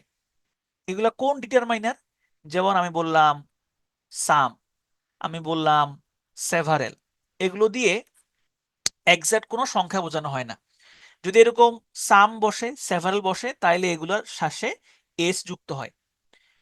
আবার এগুলো দিয়ে যদি দ্বিরুক্তি বোঝায়, দ্বিরুক্তি মানে কি? আমি বললাম যে হাজার হাজার লোক, লাখ লাখ মানুষ, হ্যাঁ, শত শত মানুষ, এই যে শত শত, হাজার হাজার, লাখ লাখ, এগুলোই হচ্ছে দ্বিরুক্তি। এই দ্বিরুক্তি বোঝাতে এগুলোর সাথে এস বা ইএস যুক্ত হতে পারে। যেমন এক্সাম্পল দেই, we consume some ডোজেন of eggs. সাম ডোজেন, তাইলে এখানে সাম আছে, ডিটারমাইনার, সুতরাং অনির্দিষ্টতা জ্ঞাপক। যদি আমরা এখানে বলতাম 6 ডোজেন, তাহলে এটা হচ্ছে নির্দিষ্ট, 6টা নির্দিষ্ট। কিন্তু যখন আপনি বলছেন সাম ডোজেন, তখন এখানে হবে some dozens. The man invited several hundred, several অনির্দিষ্ট, সঠিক হবে সেভারেল হান্ড্রেডস অফ পিপল। ঠিক আছে, আবার দেখেন, hundreds of people were killed, শত শত মানুষকে হত্যা করা হয়েছে। Pairs of students are coming, স্টুডেন্টরা জোড়ায় জোড়ায় আসছে। Thousands of farmers were gathering, হাজার হাজার কৃষকরা মিলিত হচ্ছে, এক জায়গাতে জমায়েত হচ্ছে। Millions of people become hopeless, lakh lakh মানুষ হতাশায় নিমজ্জিত হয়েছে। তাহলে এইগুলাতে আমরা এস ব্যবহার করতে পারবো। নর্মালি যদি আমি বলি 10 মিলিয়ন, ওই যে বলে না 10 মিলিয়ন ভিউ হয়েছে, 10 মিলিয়নস বলে, 10 মিলিয়নস বলে না, বলে 10 মিলিয়ন ভিউ হয়েছে। ঠিক আছে, ওকে। এখানে দেখেন কিছু গুরুত্বপূর্ণ সিঙ্গুলার এবং প্লুরাল দেওয়া আছে, এগুলো মুখস্থ করে ফেলবেন, এগুলোর বোঝানোর মতো কিছুই নাই। যেমন ওয়েসিস, এটার প্লুরাল হচ্ছে ওয়েসেস। মিডিয়াম, এটার প্লুরাল হচ্ছে মিডিয়া। থিসিস, এটার প্লুরাল হচ্ছে থেসিস। এখানে হচ্ছে খুবই গুরুত্বপূর্ণ যেগুলো পরীক্ষাতে আসতে পারে সেইগুলোর এক্সাম্পল এখানে দেওয়া আছে, এগুলো মুখস্থ করে ফেলবেন। ঠিক আছে, এরপরে সর্বশেষ আছেন জেন্ডার। জেন্ডার মানে কি? জেন্ডার বাংলা হচ্ছে লিঙ্গ। আমাদের দুই ধরনের হচ্ছে, আমরা সচরাচর যখন আমরা চাকরি পরীক্ষা দিই তখন জেন্ডার ফিল আপ করতে হয়, হ্যাঁ, যে মেল নাকি হচ্ছে ফিমেল। তো গ্রামারের ক্ষেত্রে হচ্ছে মাস্কিউলিন জেন্ডার, এটা হচ্ছে মেল, আর ফিমেলের ক্ষেত্রে হচ্ছে ফেমিনিন জেন্ডার। তাহলে মাস্কিউলিন জেন্ডারের এক্সাম্পল দেখেন, মাস্কিউলিন মানে হচ্ছে যেমন ম্যান, ম্যানের ফেমিনিন জেন্ডার হচ্ছে উইমেন। ঠিক আছে, তবে কিছু কিছু শব্দ আছে যেগুলোকে সবসময় ম্যাসকিউলিন জেন্ডার হিসেবে চিন্তা ভাবনা করা হয়। যেমন দেখেন কি কি, ডেথ, সান, ওয়ার, থান্ডার, ইটিসি, এগুলোকে সবসময় মাস্কুলিন জেন্ডার হিসেবে বিবেচনা করা হয়। যেমন ডেথ লেইজ হিজ আইসি হ্যান্ডস ইভেন আপন এ কিং, মৃত্যু একজন, সে রাজা হলেও, রাজা হওয়া সত্ত্বেও মৃত্যু তাকে শীতল হাতে স্পর্শ করলো। তাহলে এই যে ডেথকে আমরা এখানে হিজ বললাম, এই হিজ মানে কে? হিজ মানে হচ্ছে ডেথ। ডেথকে আমরা এখানে ম্যাসকুলিন জেন্ডার হিসেবে চিন্তা করেছি। তাহলে ডেথ, সান, সূর্য, যুদ্ধ, থান্ডার, এগুলো মাস্কুলিন জেন্ডার হিসেবে বিবেচনা করা হয়। ফেমিনিন জেন্ডার, ফেমিনিন জেন্ডার বাচক কিছু শব্দ আছে যেগুলোকে ফেমিনিন জেন্ডার হিসেবে চিন্তা করা হয়। যেমন দ্য আর্থ, দ্য মুন, শান্তি, মার্সি, স্প্রিং, যেগুলো দিয়ে সৌন্দর্য, ভদ্রতা, কোমলতা, মায়া। কারণ নারী বা মেয়ে, মেয়ে শব্দ আসলে বা নারী শব্দ আসলে বা মা শব্দ আসলেই আমাদের আসলে শান্তি অনুভূত হয়, হ্যাঁ, একটা শান্তি শান্তি ভাব হয়। এই কারণেই এই শব্দগুলোকে, যেই শব্দগুলো শুনলে শান্তি শান্তি ভাব আসে, ওগুলোকে ফেমিনিন জেন্ডার হিসেবে চিন্তা করা হয়। যেমন এই যে আমাদের জাতীয় সঙ্গীত, হ্যাঁ, মা তোর বদন খানি মলিন হলে আমি নয়ন, আমি নয়ন জলে ভাসি, মা, মা সম্বোধন করা হয়েছে। তাহলে দেশকেও মা হিসেবে চিন্তা করা হয়, ফেমিনিন জেন্ডার। আবার কোনো শখের জিনিস, বাস, কার, তারপরে বাইক, এগুলোকেও কিন্তু ফেমিনিন হিসেবে চিন্তা করা হয়। যেমন কারো যদি কোনো গাড়ি থাকে, সে সবসময় সেটাকে নিজের এটা হচ্ছে মেয়ের মতো ভালোবাসে। যেমন দেখেন একটা এক্সাম্পল দেওয়া আছে, the Titanic sank on her maiden voyage. ঠিক আছে, হার, হার বলা হয়েছে। Titanic sank on her maiden voyage. The earth is a planet, she is beautiful. Earth হচ্ছে একটা গ্রহ এবং সে সুন্দর, সুন্দরী। তাহলে আর্থ এখানে শি হিসেবে চিন্তা করা হয়েছে। কিছু আছে কমন জেন্ডার। কমন মানে হচ্ছে যে এগুলোকে নারী পুরুষ উভয়ই বোঝানো হয়। যেমন ফ্রেন্ড, ফ্রেন্ড হচ্ছে নারী হতে পারে, পুরুষও হতে পারে। চাইল্ড, সে বয় হতে পারে, গার্ল হতে পারে। অরফান, সে অরফান হতে পারে মেয়ে, অরফান হতে পারে ছেলে। তাহলে এগুলো দিয়ে এগুলোকে বলা হয় কমন জেন্ডার। আর সর্বশেষ হচ্ছে নিউটার জেন্ডার, যাদের কোনো জেন্ডার নাই, যেমন চেয়ার, পেন, ট্রি, বুক, এগুলো হচ্ছে নিউটার জেন্ডার। ঠিক আছে। অবশ্য এখন তো বিভিন্ন দেশে আইন হচ্ছে যে যে নিজের জেন্ডার নিজে চুজ করা। যেমন কেউ যদি মানে চিন্তা করে যে আমি আমি নারী, তাইলে তার জেন্ডার হচ্ছে নারী। আবার কেউ যদি চিন্তা করে আমি পুরুষ, তাইলে তার জেন্ডার হচ্ছে পুরুষ। আবার কয়দিন পরে চিন্তা করে যে আমি হচ্ছে উম আমি দুইটাই, আমি নারী আবার পুরুষও, তাইলে সে ওরকম। অদ্ভুত ধরনের নিয়ম কানুন চালু হয়েছে। যাই হোক, এখানে অনেকে থাকতে পারেন ওইরকম। আপনি আবার কিছু, আপনারা কেউ কিছু মনে করেন না, আবার এটা আমি জাস্ট মজা করে বললাম। অনেকেই হচ্ছে যে আমাদের সব ধর্মমতের আহ, বিরুদ্ধেই, কারো বিরুদ্ধেই কোনো ধরনের হচ্ছে বিদ্বেষ ছড়ানো যাবে না। হুম। আপনি আপনার যুক্তি দিতে পারেন, যুক্তি দিতে অসুবিধা নাই। ধরেন এই যে আমরা ধর্ম নিয়ে বাড়াবাড়ি করি, আমরা আমাদের যেটা আমরা বিশ্বাস করি, ধরেন আমি বিশ্বাস করি আমি যে ধর্ম পালন করি সেটা সেরা, আরেকজন বিশ্বাস করে তার ধর্ম সেরা, সেটা আপনি মনের মধ্যে রাখেন, অসুবিধা নাই। কিন্তু যখন আপনি আরেকজনের উপরে চাপিয়ে দিবেন যে আমার ধর্ম সেরা, তোর ধর্ম সেরা না, তুই হচ্ছে বাতিল, এটা হচ্ছে সমস্যা। এরকম করলেই হচ্ছে সমস্যা হয়। ঠিক আছে। এবং আমাদের কারো ধর্মে আসলে এরকম কোনো বাড়াবাড়ি নাই, আমরাই এই এই বাড়াবাড়িগুলো আরোপ করি সবসময়। এবং উপমহাদেশে সবসময় ধর্ম একটা টুল হিসেবে ইউজ হয়, এবং এখনো হচ্ছে, এখনো হয়। হুম। এবং এটা ইউজ করা খুব সহজ। এবং আমরা বাংলাদেশের মানুষ হচ্ছে আমরা ধার্মিক না, আমরা হচ্ছে আসলে ধর্মপ্রাণ। না, হ্যাঁ, আমরা আসলে ধর্মপ্রাণ, ধার্মিক না। ধর্মপ্রাণ মানে হচ্ছে যে আপনি নামাজ পড়বেন না, আপনি হচ্ছে ধর্মের অনেক কিছু আপনি মানবেন না, কিন্তু আপনার ধর্মকে নিয়ে যদি কেউ কটু কথা বলে, সেটা আপনি খুবই হচ্ছে ইনফিউডেট হবেন। এটা আমাদের বৈশিষ্ট্য। এই কারণে এই টুলটা খুব সহজে ব্যবহার করা যায়, এই টুলটা ইউজ করে খুব সহজেই দাঙ্গা হাঙ্গামা লাগানো যায়। আবার আপনি যদি বাংলাদেশে ব্যবসা করতে চান, তাহলে আপনি খুব সহজেই ধর্মকে ইউজ করে ব্যবসা করতে পারবেন, এবং এটার বহু নজির হচ্ছে আমাদের সামনে আছে। যেমন যেমন এই যে কি যেন একটা স্ক্যাম ছিল, আরে, এহসান ফাউন্ডেশন, এহসান নাকি আকলাক ফাউন্ডেশন, যে কয়েক কোটি টাকা মেরে নিয়ে গেছে। এই যে দক্ষিণ দিকের কয়েকটা জেলাতে, বরিশাল, এরপরে শরীয়তপুর, এই রিজিয়নটাতে, এহসান মনাই, ওইখানে চরমোনাইয়ের চরমোনাইয়ের যে হুজুর, উনি একটা লাইভে একটা জায়গায় একটা সভাতে ঘোষণা দিয়েছিলেন যে যদি কেউ এখানে বিনিয়োগ না করে, আপনি যদি জান্নাতে চাইতে চান, তাহলে এখানে বিনিয়োগ করতে হবে। কিন্তু এটা ছিল আসলে একটা স্ক্যাম, পঞ্জি স্ক্যাম। তো তো যাই হোক, এটা এই কারণে বললাম যে আমাদের মধ্যে আসলে ধর্ম নিয়ে বাড়াবাড়ি থাকা উচিত না। যেমন দেখেন একটা ছোট্ট ঘটনা, নবী করিম সাল্লাল্লাহু আলাইহি সাল্লামের সময় একজন ইহুদি, উনি এসে হচ্ছে যে উনি উনি মসজিদে এসে উনি হচ্ছে যে মূত্র ত্যাগ করছে, মূত্র ত্যাগ করছিল। তো তখন হচ্ছে ওইখানের ওইখানে মসজিদে যারা সাহাবারা ছিলেন, তারা তো চাচ্ছিলেন যে তাকে এখানেই শেষ করে ফেলতে হবে, কিন্তু নবীজি ওনাকে কিছুই বলেননি। আপনি জাস্ট এই জিনিসটা এখন একটু চিন্তা করেন তো, আপনি যদি ভাইস ভার্সা হিসেবে চিন্তা করেন, তাহলে এখন যে এই কাজটা করছে তারা তো সেখানে মেরে ফেলা হবে, সেখানে শেষ করে ফেলা হবে। কিন্তু তখন কিন্তু এই জিনিসগুলো আসলে ছিল না, তখন সহনশীলতা ছিল। তো এটা বললাম এই কারণে, আপনারা হচ্ছে যে এখানে আপনারা শিক্ষক হবেন, আপনারা যদি ইনশাল্লাহ ক্যাডার হন, আপনারা এই আগামী বছরেই হয়তো কোন একটা কলেজে জয়েন করবেন, এখানে অনেকে কোন একটা কলেজে জয়েন করবেন।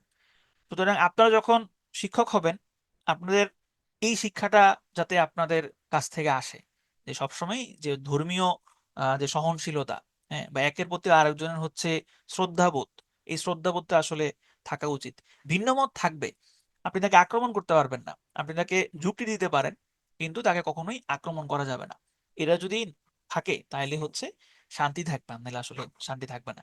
যাই হোক, অনেক ধরনের বুদ্ধিজীবী বিষয়ে কথাবার্তা বলে ফেলছি। আমাদের আজকের ক্লাস এখানেই সমাপ্ত। সবাইকে ধন্যবাদ।